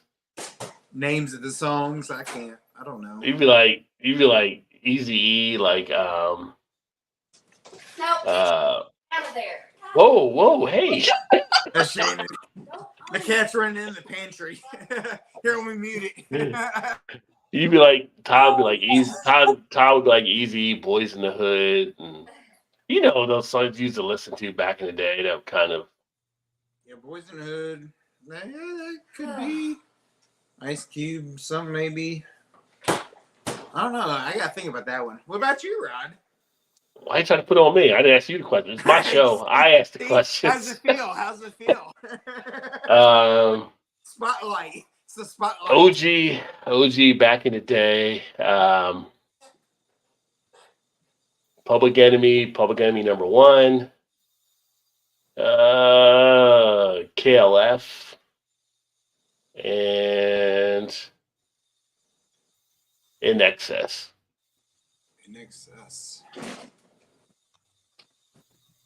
You get into the song, or is it the artist? Is it the song or the artist? Because we have 3 songs. If it's a song, it's like, whoa, Public Enemy number 1. Can't think of the name of the song for KLF, but Public Enemy number 1. Criminal Minded, KRS-One, Boogie Down Productions, and Phil Collins, In the Air Tonight. Oh, that's a good one. Yeah. Mine might be probably the OG of OGs be Ice-T. No, UTFO. Oh, Roxanne. Yes. See, that kind of got me. That's back when my brother was, I was riding the car with him, whatever, and he'd play that stuff. I was like, oh, okay. Roxanne. That kind of what got me. Oh, Be Your Man. Yeah. Roxanne. And then, obviously, because that's when I graduated, it would be Nothing But a G Thing. Okay, so a little Dre, Snoop Dogg. Yeah. Need one more. Nothing But a G Thing, baby. Yeah. Going crazy. I don't know. I had to think about the third one. I got 2 out of 3. How's that? 2 out of 3. Oh, no, wait. The third one would be probably Thriller, Michael Jackson. Oh, Thriller, Michael Jackson. Yeah, Mal's an OG. Thank you. My OG story, I was challenged to a drink contest at a bar, a shot of Jack to the Heineken draft. Every time he reared back to do a shot, I dumped my shot in his beer. 5 rounds, I won. Yes. That's an OG move for sure. 100% yes. Okay. Yeah, that's something right there. That's an OG move right there. Yeah. That's how OGs do it. Yeah. I updated the comment. It was St. Peter's. I've only had the one Golden Ale. I might check out more St. Peter's though. Now that you mention it, old IPAs. Any hip hop heads in here? Best drinking hip hop songs? Oh, okay. Louis Logic, Factum. Louis Logic does Fact. I haven't actually heard the Louis Logic ones there, but I was an old school DJ actually back in the day. I was radio, so I played a lot of it back in the day. In fact, Cookie, my other channel is Rod J Reacts, where I do reactions. And I'm actually doing a lot of UK music right now, but I got to get back into doing some stuff. So maybe want to check that out. But best drinking hip hop songs. See, I'm going to be more old school in some of the stuff that I would actually drink. No diggity. Oh, no doubt. No doubt. Yeah. So Blackstreet. I was gonna say, not really. Yeah. I mean, it kind of, sort of could be, I guess, hip hop-ish, but not really. Yeah. No, I mean, you got Snoop with Gin and Juice. That's actually a pretty good one. That's back in the party scene. It's not a song about drinking, but people were drinking a lot, like Skee-Lo. I wish I was a little bit taller. That's a good song to actually drink and Shame on that song. I wish I was a bit taller. Oh, I know your last one already. It's Tub Thumper, isn't it? That's not a hip hop song. I know. I'm just effing with you, man. Oh. But I have drank to it. I'm just saying. I have too. I think I everyone get knocked has. down, but I get up again. That's right. I get up That's again. right. I get up again. That's right. I like to say that in a Dave Chappelle type voice when you say that line. Yeah, that's right. I think you do most of your drinking to the Sinbad album, right? When he came out with the music album. Sinbad had a music album? I'm pretty sure he did, if I remember correctly. I was say De La Soul, Me, Myself, and I would be a good hip hop song to drink too. Yeah. Black Sheep, The Choice Is Yours would be a good drinking one. Souls of Mischief, 93 Till Infinity. And Tequila. It's not a hip hop song. I know, but it's really fun to watch you get irritated when I give you a non-hip hop song. I would also say like Wu-Tang, Nothing to Fuck With. That's a great song to drink to. You could pound some drink, listen to that. Your head's nodding. Ice Cube, Today Was a Good Hip hop?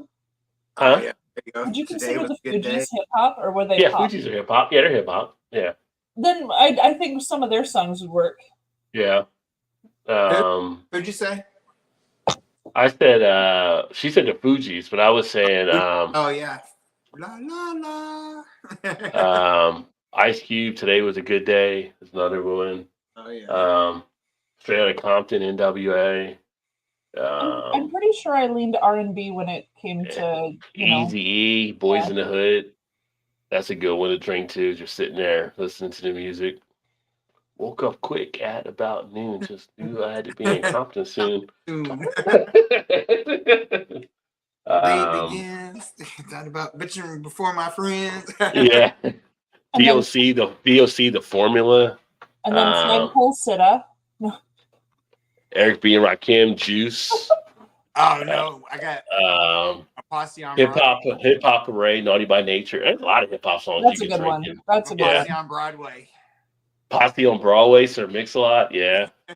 Posse on Broadway. Posse up. I love that song. It's like that. It's like booming. Crank it up. I got that on vinyl here. I got that on vinyl. Tone Loc, Wild Thing. Big Butts. Yeah. Big butts. My anaconda don't want none unless you got buns, hon. Yeah. Unless you got beers, hun. See, you misheard the lyrics. It was about drinking. It could be. Could be. What you call him? DJ Easy Rock and Rob. It Takes Two. Rob Bass. That was a lot of parties we were drinking. Yeah. That's a good one there. Yes. Yeah. Did you say It Takes Two? It takes two to make a thing go right. Yeah. Oh yeah, that's a good one. It takes two to make it out of sight. Yeah. I want to rock right now. I want to rock right now. My bass. Yeah. Get down. Yeah. Oh, Run DMC and Aerosmith. Got to put that one in there. Walk This Way. Yeah. Oh, you could, yeah. There's a lot that you could do. It's endless. Notorious B.I.G. Hypnotized. That's a good one to drink too. There you go. Tennessee whiskey. Oh wait, no, that's wrong genre. Close enough. I'm getting there. Yeah. There's a good amount of hip hop stuff you could. I mean, yeah. Black Coffee by Dinah Washington. I think pretty much anything by Pitbull you can drink to and just be like in a party. I swear, like I work out during lunchtime doing the treadmill and I put on a Pitbull station and I come out here like I've been fucking running Pilates or some shit. Like there's so much energy they go back and forth between Pitbull and Little John songs. And it's just like, you're ready to go to the club like 12:30 in the afternoon because you worked out, listening to the music and stuff. Like, yeah. Little John, yeah. 369. Yeah, you can drink to that. Yeah. To the windows, to the walls. Yeah. Yeah.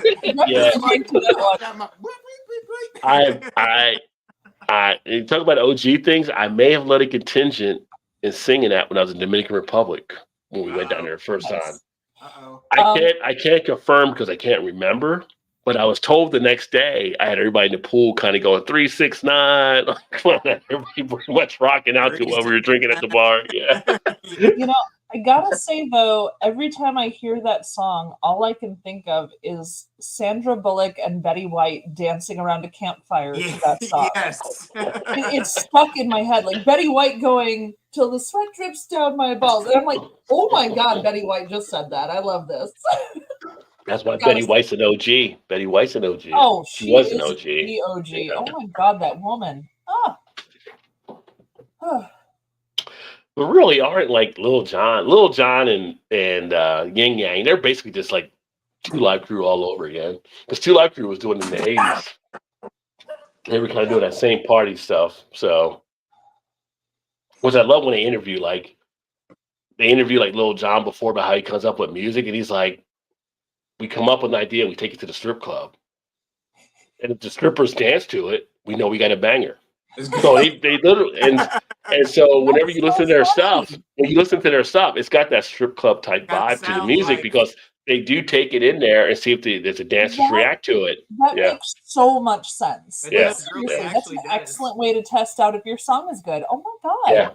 Yeah. That's how Lil Jon that's what Lil Jon and Yin Yang and them would do. They make tracks, and because Atlanta, you got like the clubs down there and stuff, and the dancers loved it, and they would keep playing and playing again. Like, okay, we got a banger here, and then they would go from there. That's fantastic. That is so smart to test it out in the strip club. Oh my god. Yeah. Although at the club ski. You might be careful if you go to the club. Make sure you're in a clean spot. I wouldn't say you have to bring the black light, but make sure you're okay. Chew. Somebody stole our car. Nobody stole our car. The tow truck took it. Oh. Who's that celebrity at that midget throwing party with Kelly? Howard Stern. Touche. Tucci? Two Chainz. Two Chainz. Too short. Stanley Tucci. Too short. Oh wow. Oh, Stanley Tucci, the bald head guy. That's pretty cool. Yeah. He was serving drinks to us behind the bar. He's not a B actor. He's an A actor. Oh, is he? I don't know. Yeah. He's an A actor. He's on a lot of stuff. Oh. He actually has a show even on. He's a show on Food Network where he travels to Italy and does stuff too. Oh, okay. Yeah. That guy was there. That's pretty cool. He served us. Yeah, he served us drinks.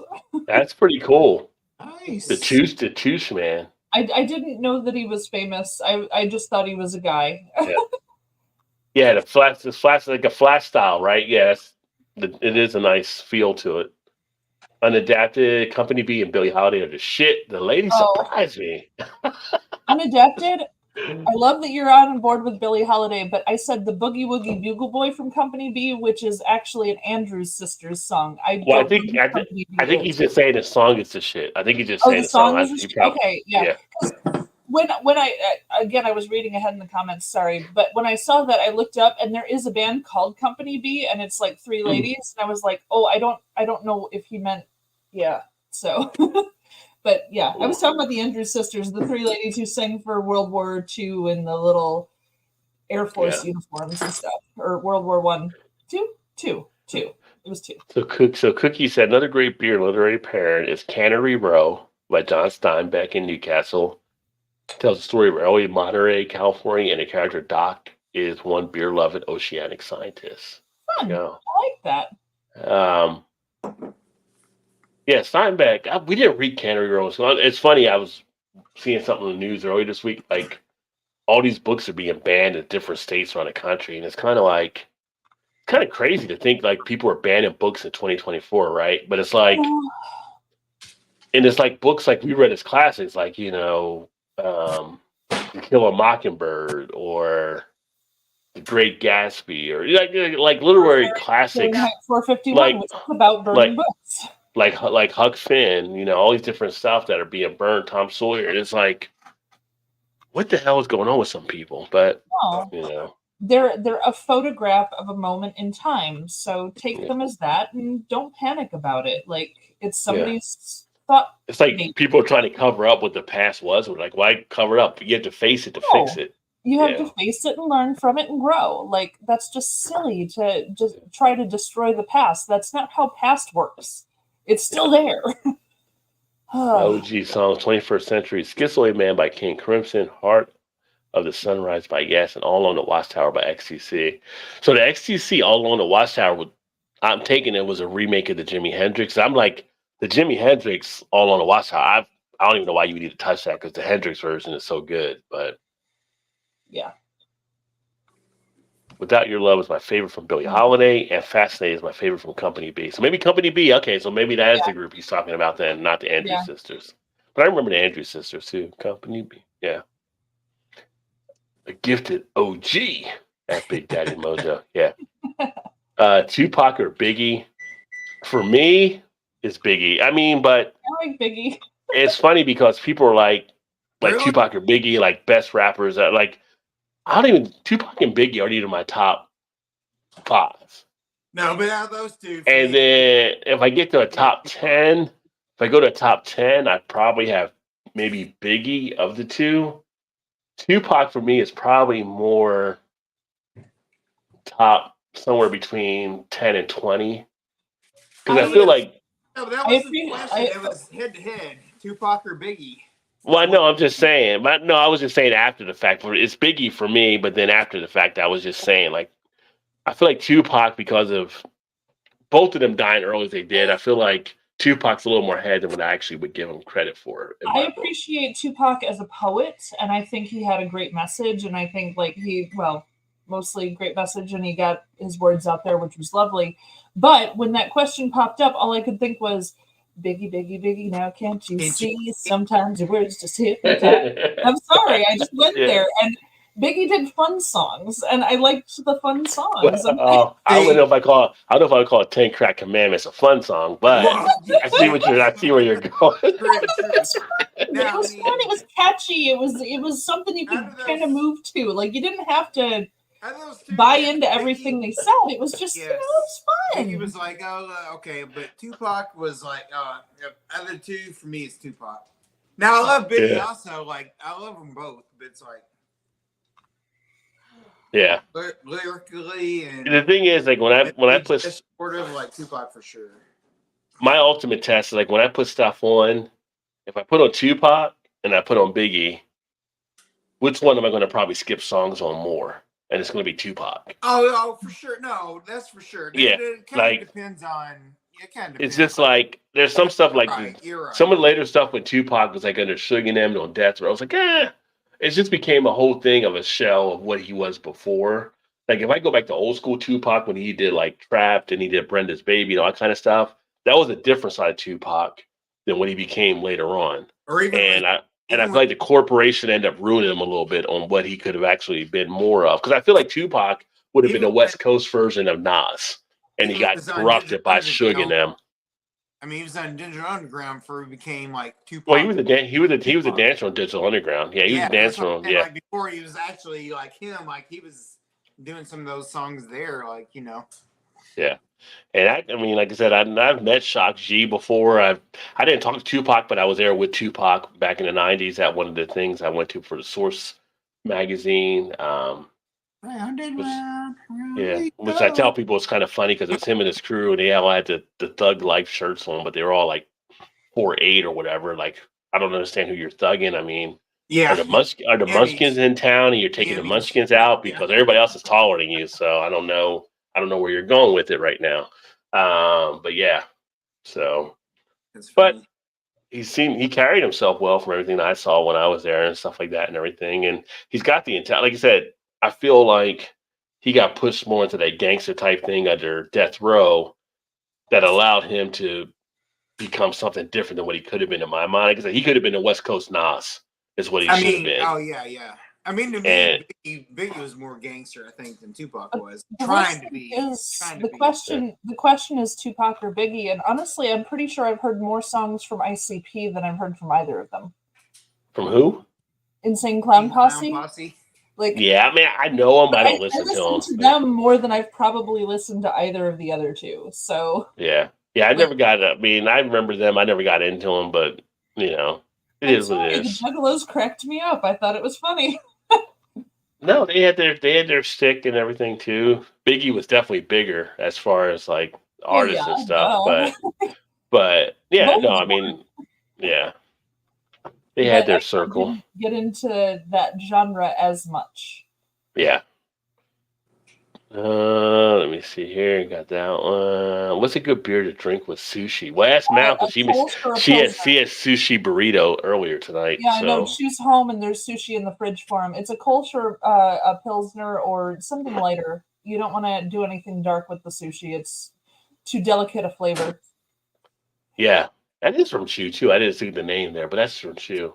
Yeah. So yeah. So like when I drink, like when we get sushi, that's like the most time you'll see me drinking like a Sapporo or an Asahi or whatever, because it's, it goes well because it's a lighter body type really beer. Nice with sushi too. I know it's Chinese instead, but the flavor is beautiful. It's super delicate with the sushi.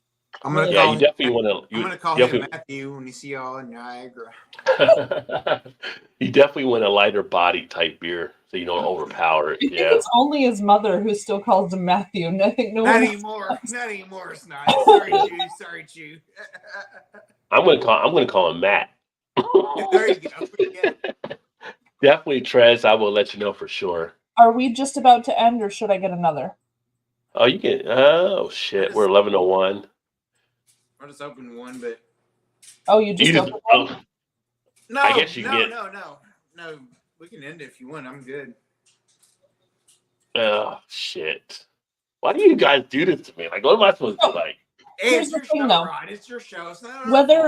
Whether the show stops or not, I will have one more beer tonight. So just because I'm opening one doesn't mean I have to finish it on screen. It's no biggie. Okay. Well, you can open another one and then we'll.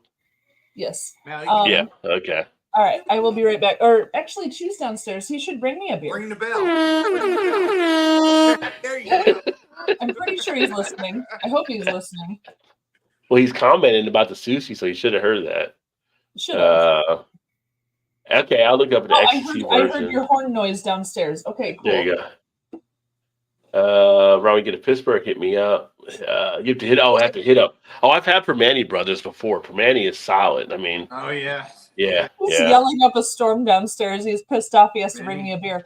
Trez, Chew and I went to Fort Lauderdale, Florida, and we found Permane Brothers down there. And I did not know that they had stretched out to Florida. That was not something I was aware of. Food was just as good as in Pittsburgh because we had it in Pittsburgh too. But yeah, super shocked. I did not know they had stretched out to Florida. Yeah, they're good. Yeah, they're good. They're great. It's delicious. Look that up on the Wednesday, right? Look up the web. Yeah, I mean, going to WVU, we have Permane, and Permane is solid, and the whole history of Permane, bro. I think we talked about it on the show before, like how they made the sandwiches for truckers initially. So pretty good. Oh, he's mad because he was trying to eat, and I called him up for a beer. Okay. All right. Todd's gone, but I will check with you guys what I'm having now. So we have Sketchbook Brewing Company, 9.7%, Brabant Belgian style dark ale. And then I have Portal Sparkling CBD water. Really? I don't want a CBD water, you weirdo. Somebody pick Sketchbook for me, please. Well, yeah, I have to go with Sketchbook on that one. Yeah. I don't want CBD water. Weirdo. And then let's see here. Chew, of course, because it's Detroit. He said Eminem, of course, but Eminem wasn't in part of the equation. Yeah, but he likes Eminem. Emerson, that drinking contest happened at a hotel. I was on the road. I wanted no part of it. 21-year-old Canadian versus 30-year-old me. Real talk. He tricked the Canadian. Ooh, that's pretty. Permane Brothers, that's solid. I agree, Anderson. That's a great sandwich. Well, this just sounds amazing. I'm excited about this beer. Josh is like, crack out a beer, guys. Let's go. Yes. Josh, some of us have to work in the morning. I'm just saying. We do. Yes, we do. And I drank last night on the Aquanaut show. But we're here for the people. Does everyone see how pretty this glass is? Because this glass is a very pretty glass. I need to pull you up there. Look at that. That's a nice looking glass right there. Lovely glass. Let me turn it around so you can see the back. Get your beer on. I mean, there's nothing better than this right here. Rod, that I'm going to wear your shirt Saturday to represent. Appreciate that. Yeah. I'll take a picture and send it to you. That's a great looking glass, and I have appreciation for everybody here too. I'm just, when I walk in. First of all, I would like to thank the many fans throughout this country. I admit I don't look like the athlete of the day supposed to look. My belly's just a little big. My hand is just a little big. But brother, I am bad and they know I'm bad. I want you at home to know my hand is touching your hand for this gathering of the biggest body of people in this country, in this universe, all over the world now, reaching out because the love that was given me, and this time I will repay you now. Love you. Yeah, so there you go. So I just need to throw out there Sketchbook Brewing Company, their Belgian style dark ale that's like 9.7. Holy crackers, that is really good. Jesus Christ. Sketchbooks make some good beers, AT says. So that is beautiful. I mean, you get the Belgian. It tastes like a Belgian double, but then you get like a raisin plum thing on the end, like unexpected, and it's just roasty, toasty, malty, and a little bit of smoke. That is so pretty. I like that beer a lot. Toasty, malty. Roasty, toasty. Are we talking about beer still? Come on here. Jerry Flair, like, hey, roasty and toasty. That is delicious. And I think it costs a lot less than $25 for a 4-pack for that other half one. Yeah. I got good local beer, man. I got good local beer. That's a great thing to have. Yeah. That is a great thing to have there. This 10-layer coconut is it good? From RAR Brewing. I gotta get the review up. It's pretty tasty. RAR does some pretty good stuff out of Maryland. I forgot what the RAR is for. King, would he like it? Joe would like it, but Joe would say it's not enough coconut. I don't get enough coconut coming through. It's faint there, but Joe loves coconut. He just wants coconut. But he wants it pouring out like crazy. And it's could literally climb a palm tree, pull a coconut, and chew the damn thing right off the tree and say it's not enough coconut. That's how that man is. Well, Joe and PA Brew News, I question some of their both of their palates at sometimes because they're just like, but they like what they like. That's true. I mean, Paul drinks the thing at 5,000 degrees, so 5,000 degrees is like, hey, Paul, you want a steak? Yeah, I'll take 10 seconds on the front and then 10 seconds on the back. I want that blood coming out of the steak. So, I want it still to be about that sounds like a horror movie. Flip, and we're done. That's all good. PA Brew News likes his steaks bloody. It sounds like the next Hostel film. 10 seconds on the front, 10 seconds on the back, and all the blood comes out. Well, one of his favorite movies is the original Night of the Living Dead. So you draw your own conclusions. Come on, that was a good movie. It was terrible. No, it was a good movie, but the zombies were eating people fresh. They weren't cooking them. It's just eating them fresh. That's how Paul is. They were just sushi fans. Just they didn't like fish. That's all. There you go. Have you ever had that? Have you ever had like steak tartare? I haven't. I don't like my meal to moo at me. It just upsets my palate. I actually think I've had steak tartare. I don't remember being that bad though. Haven't. I didn't do the escargot when I had it before available, and I didn't do the the fish eggs, the caviar. Caviar. Oh, I didn't do that. Yeah, I didn't do the caviar either. We had to do caviar. I was in caviar history class, and we get extra credit to do caviar. So I was like, I could probably use that. So I did it. Anything for extra credit, huh? Salty as It is salty. Yeah. The one year when I was in college, we had a Mardi Gras celebration. They actually did make like frog legs. I didn't do the frog leg like that. Oh, frog legs are good. I can't mess with the frog legs. I know that That was the pitch line everybody would say. I'm like, well, give me some wings then. I'm not doing frog legs. I mean, No, they're honestly, delicious. you would probably not know if you had like a frog leg and a wing. Like, Yeah. you would probably Oh, never they know. taste really good. I'm They're just like, good. but it's frog legs. It's frog legs. I'm not. Yeah. I'm like, I've also eaten ostrich and emu and alligator and crocodile and now I've done ostrich burgers and I've done crocodile or alligator. I've done gator balls before. Now we got a restaurant here. It's Not called- gator balls, not gator balls like Rocky Mountain oyster balls. I'm talking about gator meat deep fried into a ball. Come on, Rod. I haven't done the Rocky Mountain oyster either, though. I'm I not. can't believe you've had No, wait. crocodile testicles. They have a restaurant here. It's called- not. And they do like ostrich and all kinds of Were like they Caucasian meat or whatever. What are they doing? The gator balls were not the balls; they were the actual meat. Sure. They were Do you actual know meat. that for a fact though, Rod? Do you know that for sure? I'm going by what they told me as far as the meat. I mean, it was more than two. It was more than two. So I mean, that would have been a lot of gators that they would have kind of had to fill it up.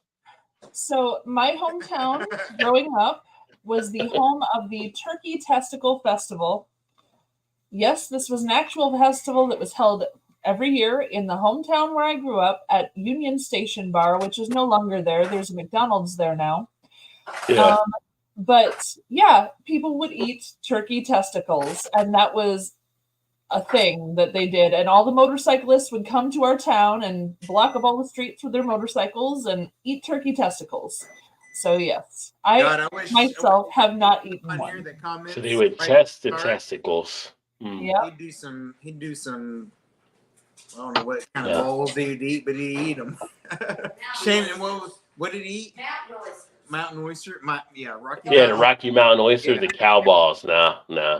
I mean, I know they're packed with protein, but I'm gonna have to take a pass. Yeah, Hey, me too. you know, there's a lot of things with protein. I mean, you can have chickpeas and get protein. There's other things with protein in it. Like Right. they explode in your mouth. What? No, don't want those. No, I just threw that out there. I don't know. I never had them, but it's like how many licks to get to the center of a Rocky Mountain oyster? No, we don't want to know. We don't want to know. Nor do It's okay, the owl won't let you find out. He'll chew it up in the third lick anyway. Yeah. Oh yeah, Jody got palm leaves out of his ear. Joe, there's never too much coconut for Joe. Joe loves the coconut. That's true. What's up, Rome? Rome's in the house. Cheers, coming in through Mal's channel there too. What's up, homie? Hi. Frog legs. See, Rome's had frog legs. He likes them. Frog legs are good. I like them. Yeah. I know people that like them. I know people that eat squirrel and like squirrel too, but I'm not eating squirrel. I mean, to me, squirrel is just a country rat. It's just a country rat. It's still a rodent. It's just got. It look. It's like I have had squirrel, raccoon, and possum as well. See, I haven't had any of that stuff. And people are like, yeah, but it's different when it's a squirrel. And I'm like, no, the squirrel just has fur. And everybody feels it's all cuddly, but it's still a rodent. You just guys are just not going to eat the rat because the rat's the rat. It doesn't have the fur and the fuzzy tail. It has a rat tail, but it's still a rodent. You still got the same meat quality. You still got the same, well, maybe not the meat quality because one's eating nuts and berries and the other one's eating trash. But either way, it's a rat and a squirrel. I'm not messing with either one of them. Twigs and berries. Unless I'm in Demolition Man and I come out of a deep freeze and there's no other thing there where you give me a rat burger, I'm not messing with rats. I'm just not doing it. I just kind of like food, but yeah, I'll admit the testicle I don't feel is necessary. Yeah. The testicles I'm not feeling is necessary. So. Shit. It's turned into that little bit of room, like we've gotten to the ball thing. Testicles festivals, wild though. Yeah, there's places that have the Rocky Mountain Oyster festivals around the country. Ours was every year, and I mean, our whole town of like 2,000 would be filled with motorcycles. People like passing through. Like it was always in the summer, and like they did a whole like bands and blocked off streets and the whole works. But it was all about turkey testicles, and I don't understand. Why? Literally, they went balls to the wall. We get that, but there are so many parts of a turkey that are good to eat. Why the testicles? Why? Why is that the thing you're focusing on? There's so much turkey that's you go to a place and they had I thought a beer. that's not the giblets I was thinking of. I thought giblets came from a different part, but go ahead. So you go somewhere and they have the beer that you want the most of. Never can get before they have it, but you got to eat a Rocky Mountain oyster to get in to drink that beer. Would you or no? No, I'm not. You'll never have it again. Like it's off the table, one chance only, gone. No I can only go so far for my craft. I'm not doing the Rocky Mountain oysters. You know, I do like trying new things, obviously with the beer and everything. I don't think eating a strange food would stop me from having a thing. So yeah, I'd go. I think I'm with you, Mel. I think I would too, because I'm like, I'm not used to. I'm not used to. Never had that. So let's do it. Let's go. You know, I had never had raw oysters before, and I thought it was going to be gross. And when I tried raw oysters, I was like, that's not so bad. It was okay. I was surprised. It's still pretty slimy and stuff going down your throat, but I like oysters a lot. I mean, some women made that better than some guys on it. I don't know. I'm not going to let fear of a food stop me from my beer. That's really the final point here. I wouldn't let fear of a food stop me from beer. I mean, it's not the worst thing. Never mind. I'm going to just leave it alone. I'm going to leave. I'm thinking of all the things that. Never mind. Forget. They do the whole fear factor thing, and they eat ants, and they eat crickets, and they eat snake. Actually, I really enjoy snake. Snake is lovely, delicious. How did you have snake? How did you have snake? It's really good. But you want snake? Like I'm going to get some snake for dinner. I first had it as a jerky, but later I had it just as the meat too, and it was delicious. It's really tasty. But like, who's getting these snakes? Like, there's no snake counter in Kroger. Like, who's getting the snake that you're hunting down to eat as a? You travel a lot. You go to weird restaurants and you get things. So I had a rattlesnake and rabbit sausage at a place, and she was going to remember where it is, and I can't. It was in Fargo. Oh, North Dakota. Well, Dakota, shit. Yes. Now you're out there. Don't eat fucking anything. Yeah. Usually it's the rattlesnake attacking us. I'm like, fuck you, rattlesnake, I got you. And it was delicious. It was really tasty. I don't know. It was lovely. So I'm just thinking, like, who, like what? I mean, why eat snake? I don't know why you would eat snake. I'm just saying. The jerky that I had was actually python. It wasn't rattlesnake. But I mean, I thought it was good. I don't know. I will say I've had cricket before. I have too. Yeah, you had that neighbor. You had that neighbor with the cricket thing before. Yes, exactly. I was going to say my neighbor's sort of. I'm not sure where he's from, but he's not from here. Wherever the nail salon people are, because he owns one, so that's where he's from. I mean, seriously. I mean, he has a nail salon, so But see, I'm like, where the nail salon people are from. Seriously, that's not a country, man. I mean, they're all from the same country, but are they? I don't think they are. I mean, are you classifying them all in one spot now? You're pretty much all. Because I've been to Korean nail salons, I've been to Chinese nail salons, I've been to a lot of different nail salons, and they speak different languages and stuff. So I think it's multiple countries that do that. So what does that tell you? Well, it's all. But anyway. Yeah. So I didn't mind the cricket. It was a little crunchy. Bad. No, I didn't mind the cricket. It was a little crunchy. It got stuck in my teeth though. I didn't like that. Yeah, it's probably its legs trying to get out. Like, well, no, it's dead. You weirdo. You don't eat them alive. Are you sure? Some people eat live crickets. Okay, well, I don't eat live things because ew. Yeah. But, see, I'd be like, no, and they'd be like, oh, if you don't eat it, you'll offend the people. I'm like Bernie Mac. I don't give a fuck. I don't give a fuck. I ain't eating it. So, I don't know how long ago. I'll go Bernie Mac in there. I don't know how long ago it was or if they still do it, but there was a restaurant in Japan that was well known for their sushi. And they had a thing where you could choose a lobster out of the tank for your dinner, right? Like a lot of places do. Like a lot of places, yeah. Red lobster. But they would take the lobster to the back and they would peel off the covering on the tail. They would slice it into pieces and then bring the lobster out to you still alive while you ate it. Are you That's kidding? kind of fucked up. This thing's moving, and like its little antenna are going, and you're like forking off parts of its tail while it's. I mean, it's fresh. It's fresh, are but you kidding? Like it's also kind of effed up too at the same time. Like, no, At least you said that with an R, forking. No. I mean, is that worse than? Is that worse than? I mean, at least the Faces of Death, you kill the monkey before you eat the brains. Actually, you know, that video of that restaurant was from the Faces of Death movies.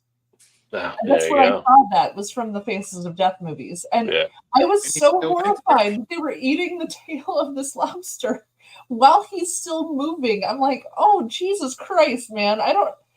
No, I'm not. And I saw the monkey one too, and I was not on board with any of that at all. I don't want to eat things that are still like looking you're gonna eat my. I'm so like, you're gonna eat my ass. I'm right here. I'm right here. You're gonna eat my ass. Like, what are you doing, man? What are you doing? I'm right here. Don't laugh. But you're gonna Like, eat this it. is Here you go. this is messed up. I tell you. Oh, cheers, Rome. Cheers. Here's a Rocky Mountain on any wrinkles. You know, once they cook it, I have to assume the wrinkles come out, right? It's I don't know if steamed, you, right? I don't know. I mean, is it steamed? I don't know if it's steamed, boiled. I don't know if it's steamed, boiled, or fried. How's it done? They steam the wrinkles out. Could depend on the age too. Like, how old are they?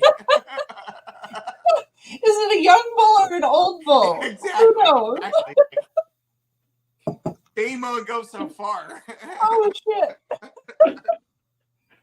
They ain't gonna go so far, you know. I was kind of hoping it was probably deep fried, but I guess not. Huh? So it's probably steamed. Yeah. No, it's probably steamed. It has to be steamed, right? Put a coating on it. Put a coating on it. Make it look like a little potato croquet or something. Yes. I mean, Dip it in flour and let's go. Just cover it up. Just cover it Oh up. no! See, you don't understand. If you're ordering that off a menu, you don't want You don't want to be hiding what you're having. If you actively ordered that, you're not hiding anything. You're telling everybody what you're doing. see no Diddy said I wonder, does somebody play AC/DC? Like, I got the biggest balls of them all. Like, if you get the biggest plate, like. We've got the biggest balls of them all. Okay. Yeah. I'm not doing Rocky Mountain always. I'm just saying. That's just, it's a personal choice. I've never had them. Not sure I will, but I'm not entirely opposed to the idea. If I had, if like I got a chance and I felt adventurous that day, we'd see.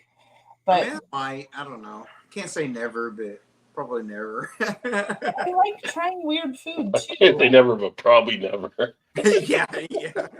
No, I'll admit the idea of eating a cockroach scares the hell out of me, but there are people that do.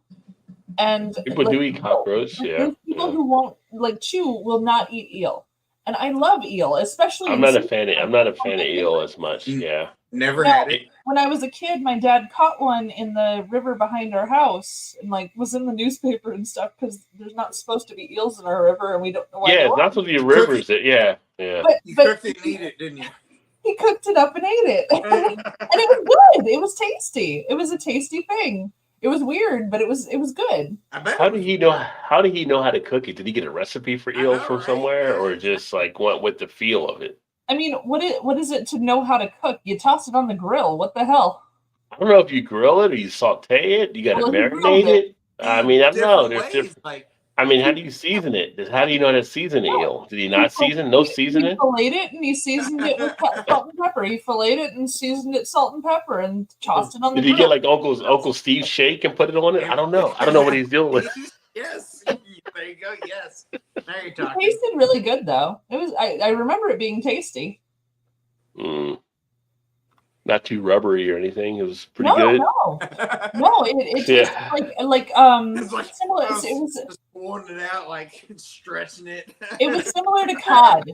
It was flaky. It was similar to cod, it was flaky. It was really good. Yeah, I'm not an eel fan when it comes to sushi though. It's just like I don't like the texture. It's too rubbery for me. I think when I do eel with sushi, so I don't like any of the eel type rolls. I feel like the sea bass is more rubbery than the eel is. I don't know. I like some sea bass. I like some Chilean sea bass. But if you go like with the calamari or the octopus, those are super rubbery, and the eel's nowhere close to that rubbery. You talking about the raw? You talking about the raw calamari, right? Like the raw squid, not the deep fried. Even the cooked is still chewy. It's a little bit, yeah. Yeah. I mean, I'll tear up some calamari. Bubblegum. It's seafood bubblegum. I never blew bubbles with calamari, but I never tried either. Please don't try in a public space. You're going to make a fool of yourself. Try to blow bubbles with calamari, like you named your calamari. Like, wait, you blew bubbles? Forget the calamari. Talk about bubbles. Yeah.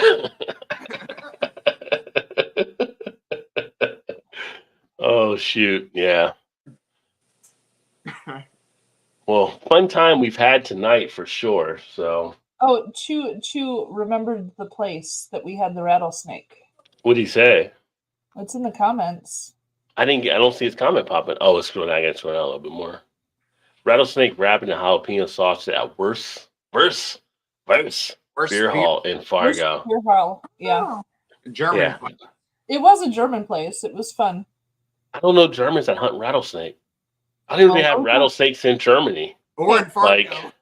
Or in Fargo. If you're a German who lives in Fargo, you're obviously hunting rattlesnake. I'm going to hunt rattlesnake today. Like, I don't see a German saying that. Like, be very, very quiet. I'm hunting rattlesnake. Rattlesnake. Rattlesnake. Be very, very quiet. I'm hunting rattlesnake. For sure, yes. There you go. I just don't see it happening. I don't see it happening. Wabbit. Rattlesnake and wabbit and jalapenos. I cook an eel like I cook an eel. But you got to skin the eel first, right? You got to skin the eel. Well, but it just peels off like a catfish. So, I mean, it's the same as skinning a catfish. I haven't peeled catfish before. Like, what are you like out there, frontier woman or something? Like, you've been hanging out with Vanessa? Like, you just racking shit up? I grew up in the country, and I know how to process animals and things. I don't want to do it because I fucking hate it, but I was aware of how to do the things. I didn't like it. But like welcome to Mouse Descaling. What you got there? Let's see what we can do. No, that's the thing with an eel or a catfish. They don't have scales. You're not scraping off scales. You peel the skin off like you would a rabbit. It just peels right off. I never peeled a rabbit either. I'm just saying. I don't recommend it. It's pretty upsetting. I don't like doing it, but I have done it before. Come on, man. Now I was like, yeah, I'll have your order ready. Come back in about 40 minutes. We'll be good to go. Okay. Like it's like an auto dealership drop off here. Like, you're calling BS over here, but I'll tell you what. You get with me and Vanessa at the apocalypse, and you're going to be a happy camper. I definitely. We call BS nothing. Like, it's 21st century. Like, you ain't gonna do that shit now, so you know. we got Mal and Vanessa shake and bake out there, just handling everything. I can also change my own oil and change my own tires if I want to. If my HOA would allow me to do car repairs, I would have repaired my tires myself, but I can't. So. Oh, and Chu's complaining about getting you a beer. You got everything else handled. Getting a beer is the easy I know, thing. right? Yeah. Like, I got this. I told you my dad raised me by himself, so he raised me how he was raised, and he was raised farm country, Midwest, and he taught me the things. So when should we expect to see you on Alone? We will not. We will not, because they allow you to take 10 items in your bag. And all 10 items in my bag would be beer. And I would drink through those 10 beers in the first day. And then I would call them and say, okay, I'm done. So they could come and bring me 2 beer. Because I'm sorry, that's just how it is. I wouldn't bring an axe or a fire starter or any of that BS. No, I'm bringing beer. And as soon as I drink through those 10 beers, they're coming back out there to drag my ass back to civilization. Because, fuck it. Yeah. Go. Cheers, Emerson. We will see you next week, my friends. Bye, Emerson. See you, Emerson. Yeah. Yeah, Alone is one show. I feel like there's Alone, and then there's like Naked and Afraid. And I'm like, I don't get Naked and Afraid. I can't. Alone when you drop you off. Naked and Afraid. Why are we dropping you off butt naked? I don't understand why you have to be butt naked out there, like running around. He was considering signing up for that show, but they refused to blur out his face to be on screen. And well, She's like, blur my face and then show everything else. Like, no, it doesn't work that way. It's like, oh, that's true there. I know that. I know that's true right there. I mean, I don't know why you got to be naked in the also, so you know. They just put a mustache logo over his blur. I mean, you get bit in the wrong place on Naked and Afraid, and it's just like, yeah, I need a medic. Somebody suck the poison out. Like, no, you're gonna die. I ain't sucking that poison out. Ich jage Klapperschlangen is I'm hunting rattlesnake. That's awesome. Ich jage Klapperschlangen. Ich jage Klapperschlangen. Oh, there we go. I'm hunting rattlesnake in German. JT. Oh, later, Emerson. Yeah. So, yeah, that's interesting. Rattlesnake. I can see the rabbit, but the rattlesnake was definitely interesting there. So Delicious. Sure. Yes. Delicious. Yeah. Highly recommended. I mean, I don't see it being much different than the alligator, so I can kind of see where that might be good meat there. But yeah, Well, in essence, it's the same general concept. It's all muscle, so they're a little gamey, but delicious. I mean, I love duck too because then I'm not allowed to eat duck. I've had duck. I've had duck. A little gamey, but more yeah. greasy though than the rest of them. Yeah, it's very greasy. And rabbit's the same way though. Rabbit's the same way. But like when I have turkey, I only like the dark meat. On the turkey, oh, that's right. That's right. That's right. Yeah, you do. Yeah, you like the dog meat. You feel good about yourself right now? What? What do you mean? Yeah, you do. Are you feeling good about yourself right now? Is that a thing that you're feeling? Everyone likes the dog meat. Everybody likes it. Especially female like dark meat for sure. You're unusually proud of yourself right now, sir. Stop making me laugh. Sorry, Ron. Sorry. I couldn't stop it. Okay. You guys suck.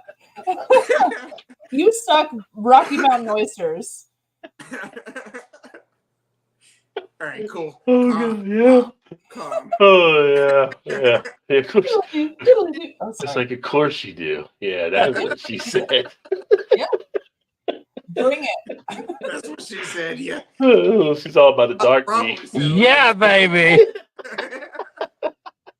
But a lot of the if you're Thank you, sir. I appreciate you, Cookie, as well.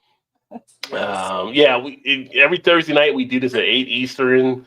Usually we go to about 11 or so. I say usually the goal is to 11, but we usually go over. So we'll probably wrap this up in a bit. But yeah, that's the central time for you. Central time for you right there. Yeah, but this is fun. This is what we do every week, just to kind of have like a happy hour beer type set and a little entertainment head into the weekend. And then during the week, I'll have the uploads of the different beer videos and stuff taking place too. So Thirsty Thursdays. There you go. Mm-hmm. But yeah, I'm so ready for the weekend too. It's just like I'm always ready for the weekend. You shouldn't work a full week anymore. And it's just like, and I see more American companies are now starting to consider a 4-day work week, which I'm all on board with. Give me a 4-day work week. Like, let's get it done. Honestly, when you work customer service, it's a 7-day work week. You don't get a choice.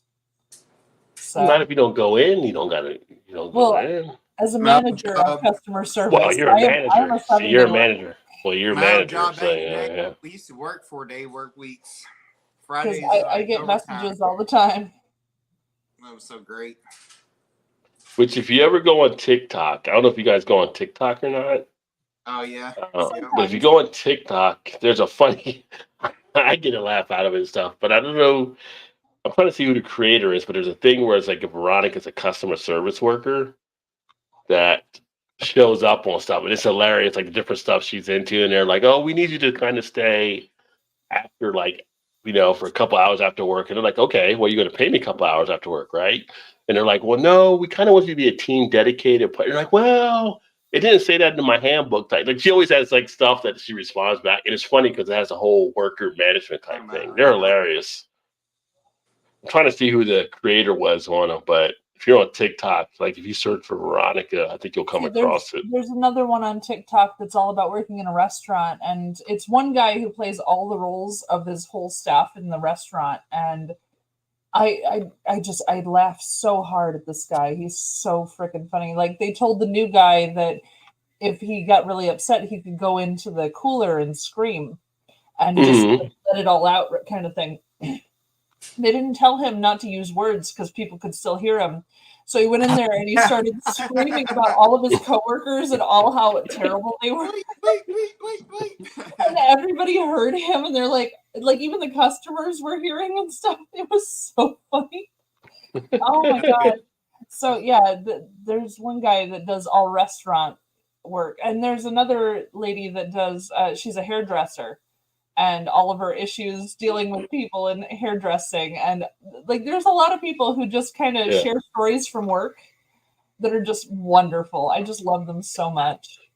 Well, one of the ones I really enjoy is if you're on TikTok, it is at GM Badass. At GM what? Badass.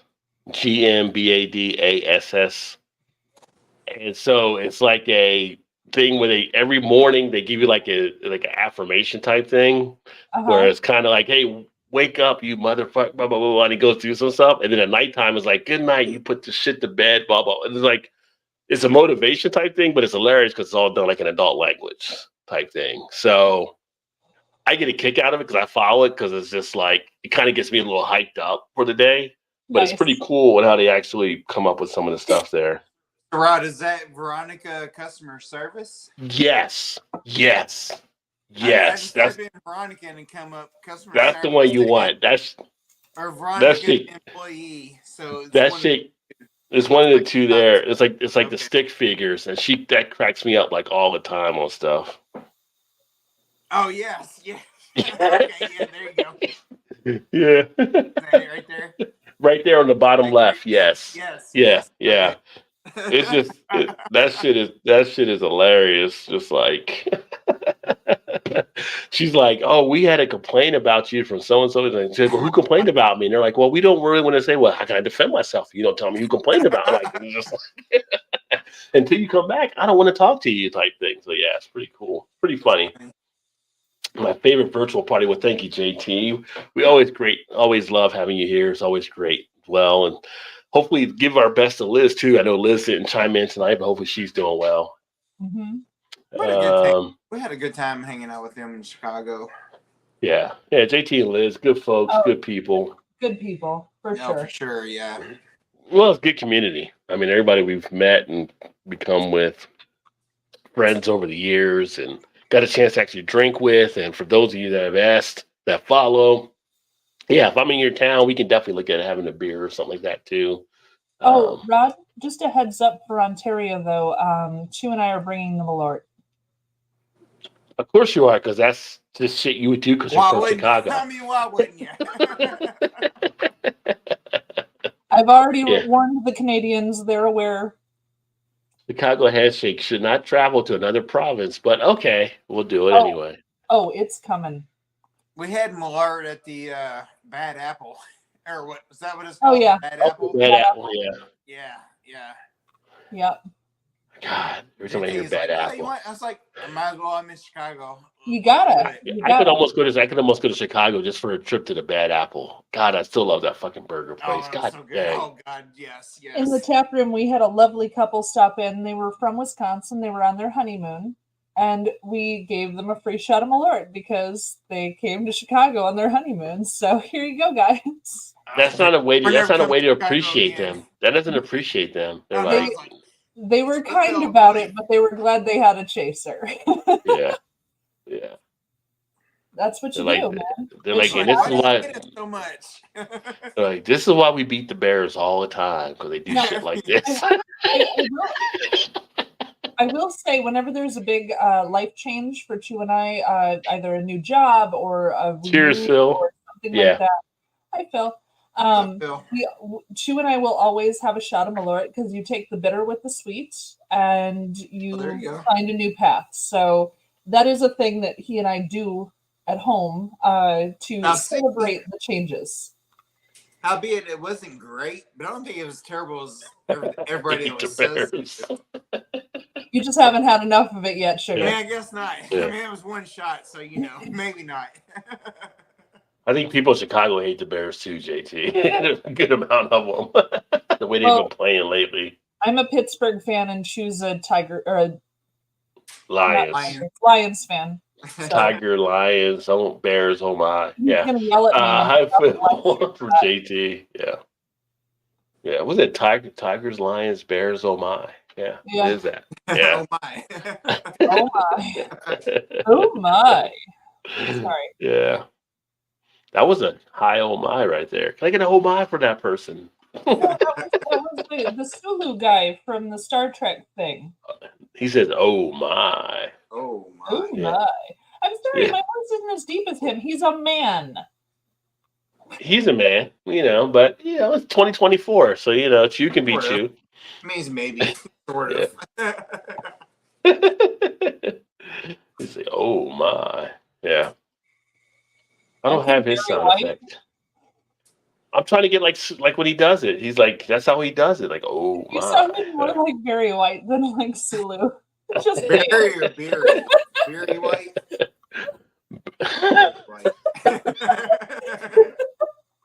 Folks, this is what I put up with every week. I'm just saying, for those of you watching. Yeah. You invited us, man. Yeah. Well, you're my co-host. You're my co-host. I know you invited me to do that. That's why it caused the troubles. Yeah. I was happy I was back tonight, so I'm just saying. Yeah. Are you though, really? But seriously, Todd, if you don't show up next week, people are gonna think you've been killed. Just so you know. So please show up. I'm going to just show up just because now, just because. Everyone's gonna think you were killed because you were shit talking somebody. Numbers you've never seen before the following week, but if I don't show up next week, 2 weeks from now, it'll be amazing. Like, oh yes, let's go. I mean, he was passing out all information about Our Lady, so I mean, they might be looking for him right now. Like. It's funny. He's gonna show up next week with a burlap sack over his head, saying, "Somebody send money." If I'm not here, I love you guys and everybody out there. So just come find me or not, whatever. Drink a beer in my honor. It's all good. Find me or not, whatever. It's okay, Todd. We'll send the cat to find you. Oh my gosh.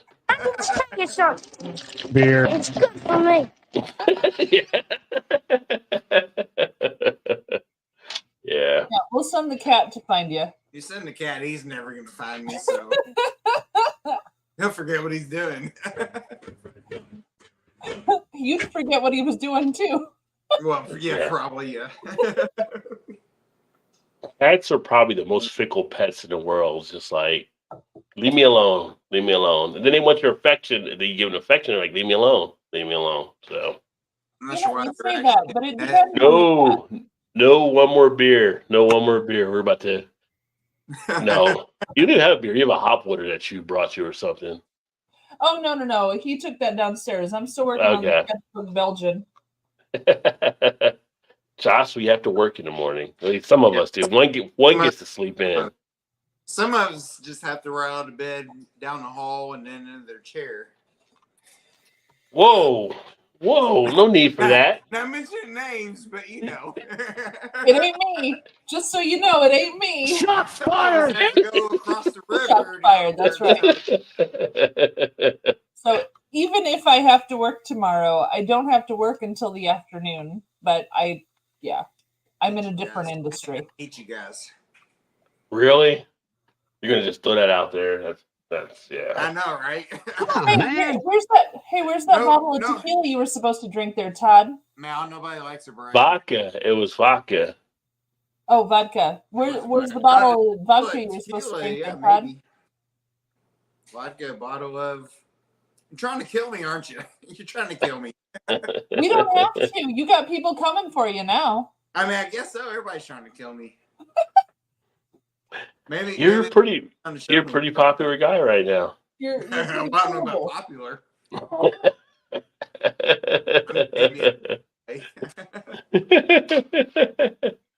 Let me see here. I'll be back next month. St. Bernardus Tokyo Watu Wit?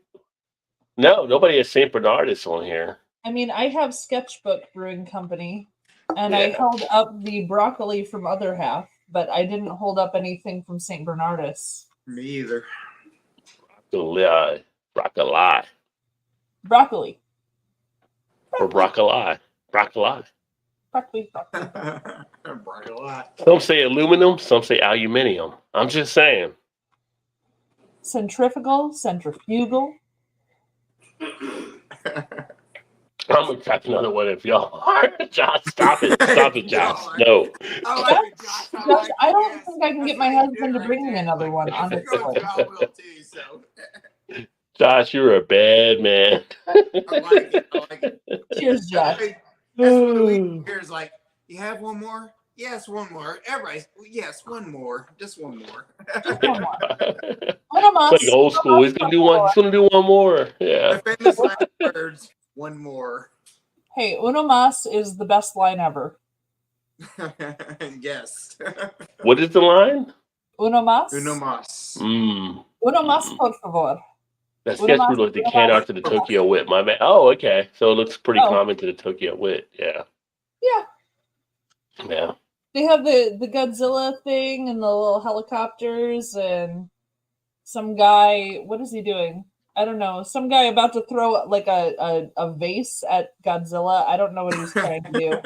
It looks like he's holding a little vase. And it's like Godzilla. And he's about to throw it at Godzilla. So who knows?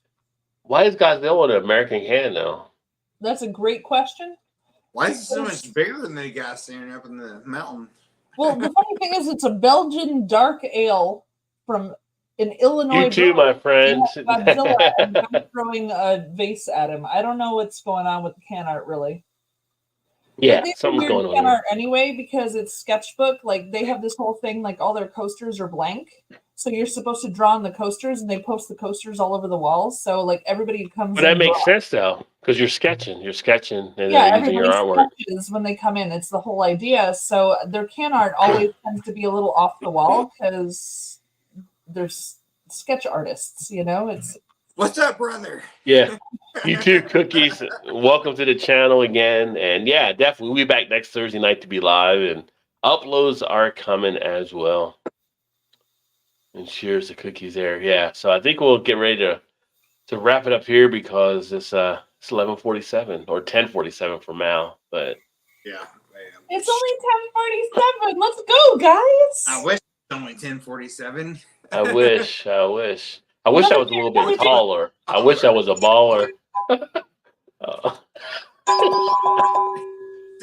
Rick, where did you get that from? Is that a new thing you just got?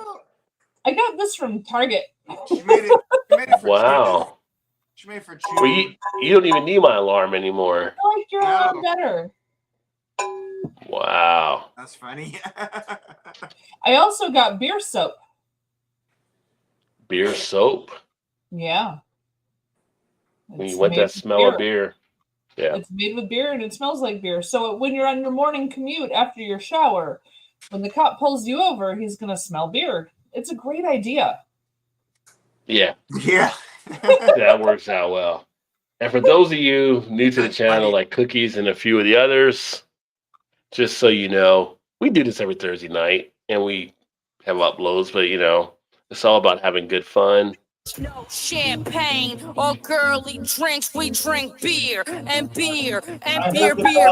No champagne or girly drinks. We drink beer and beer and beer. Oh, the Miller Genuine Draft came in late. He heard the bell and he came running with the beer. He's like, after the bell. This is the one that Shane sent me. He sent me two. So this is from Shane in Ontario because I can't get Miller Genuine Draft. Shane did it from 1975. He mailed it from Canada. From Canada, from the U.S. to Canada, back from Canada to the U.S. There we go. Yeah, it's like that game knows looks it like it's came from 45 years Canada. old.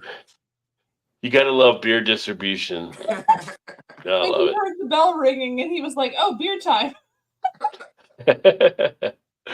Well, that being said, we're gonna get out of here because we do need to get out of here. Because we need to. No, Some people do have to. Some people do have to work in the morning. Yeah, Yes. couple of us. Couple, like 2 out of 3. Yeah, somebody gets to sleep in, and we're not one of them. So You know, it's not really sleeping in when you've changed your whole schedule to second shift. I live on second shift. I go to bed at 2. I get up at 10 because that's what I have to do for the work that I do. So I'm just a second shifter. It's different. That's what she does. She works third shift now. So she stays up all night long and sleeps during the day. So, you know. Who, Shannon? sounds like Yeah. Oh, that's rough. all Well, these that's the shift, But excuses. she goes in at 6:30 at night till 6:30 Yeah. in the morning. So, yeah. Yeah, that's rough. They all sound like excuses to me. They're all like excuses. Right, exactly. Yeah, No, you know. third shift is hard. I would never want to do third shift. I don't think I could pull it off. Second shift was hard enough just switching how I sleep for that. Nah, third shift I couldn't do. Yeah. I wouldn't want to do third shift either. But right now, I'm going to end this shift. I don't even know what shift we're on. Yeah, right. Yes. But thanks for everybody that tuned in, and we will be back next week live again. And make sure you let us know what beers you're drinking out there. More uploads coming during the channel this week. So let me know what you guys are drinking. I'm starting to do something different with the community page where you guys will get heads up on the breweries that I'm going to be dropping beers on. And if there are beers you want me to check out, make sure you comment along those lines, and I will see what I can find. That being said, we're going to go ahead and get up out of here. Is that Shannon again? Is it? She didn't make it. She didn't make any appearance at all, but she's got the background stuff going on. I'm just saying. Could have made an appearance. Could have made it. People love to see Shannon, but she didn't make an appearance. I love her yelling at the cat, though. I was dying. Whoops, we lost Todd there. There you go. He left us. Now I'm on the bottom. Yeah. I'm on the bottom, but Started from the bottom, and I'm still there. No, anyway. No. Nope. That being said, we're going to get out of here. Mwah. Thanks Good for night, everybody that tuned in. And I leave you with a few words from our sponsor. Come on, beer here. Come get your beer. Come on, who wants it? Hot day, cold beer. Hey, honey, want a beer? Interest you dolls in a cocktail? This one's on me. Maybe later I can get on you. Would you like an ice cold beer? Beer? It's ladies' night. Bitches drink free. You're gonna have to check your ID, though. No, just kidding. You're old. I don't know how you would be allowed to sell something alcoholic. You're not old enough. You're not 21. Are you gonna buy something? No, I'm not going to buy something, but I don't think that you're doing. I think you're doing something against the law. Okay, so I suggest you leave. Okay, listen, Hitler. There's no German beer here, so move along. What a smart-ass kid you are, boy. You need to loosen up. Have a beer. Hey, Toots, how about a beer? No, thank you. Your mouth says no, but your fat gut says yes. Hey, what's up, Julio? Want a cerveza? Hey, there's the happy couple. How about a beer? Can I use my laundry dough? You're obviously not using it for laundry. I'll have to. You should drink them both so your girlfriend looks better. Would you two young broads like a drink? Hey guys, should I pour you 3? Yeah, that's all we need. That'll 25 cents? Yeah, each. I'm gonna need to see some ID though. You guys look like you barely have pubes. Let me have a sweat. Alright. Were you in the war, sir? Yeah, but I was in World War II. Kill any crowds? I don't think so. If I did, I don't know it. You were so drunk you didn't know. There you go, man. Head for the mountains, literally. So how's business going? Good. You just started? No, I'm serious though. Head for the mountains. Get out of here.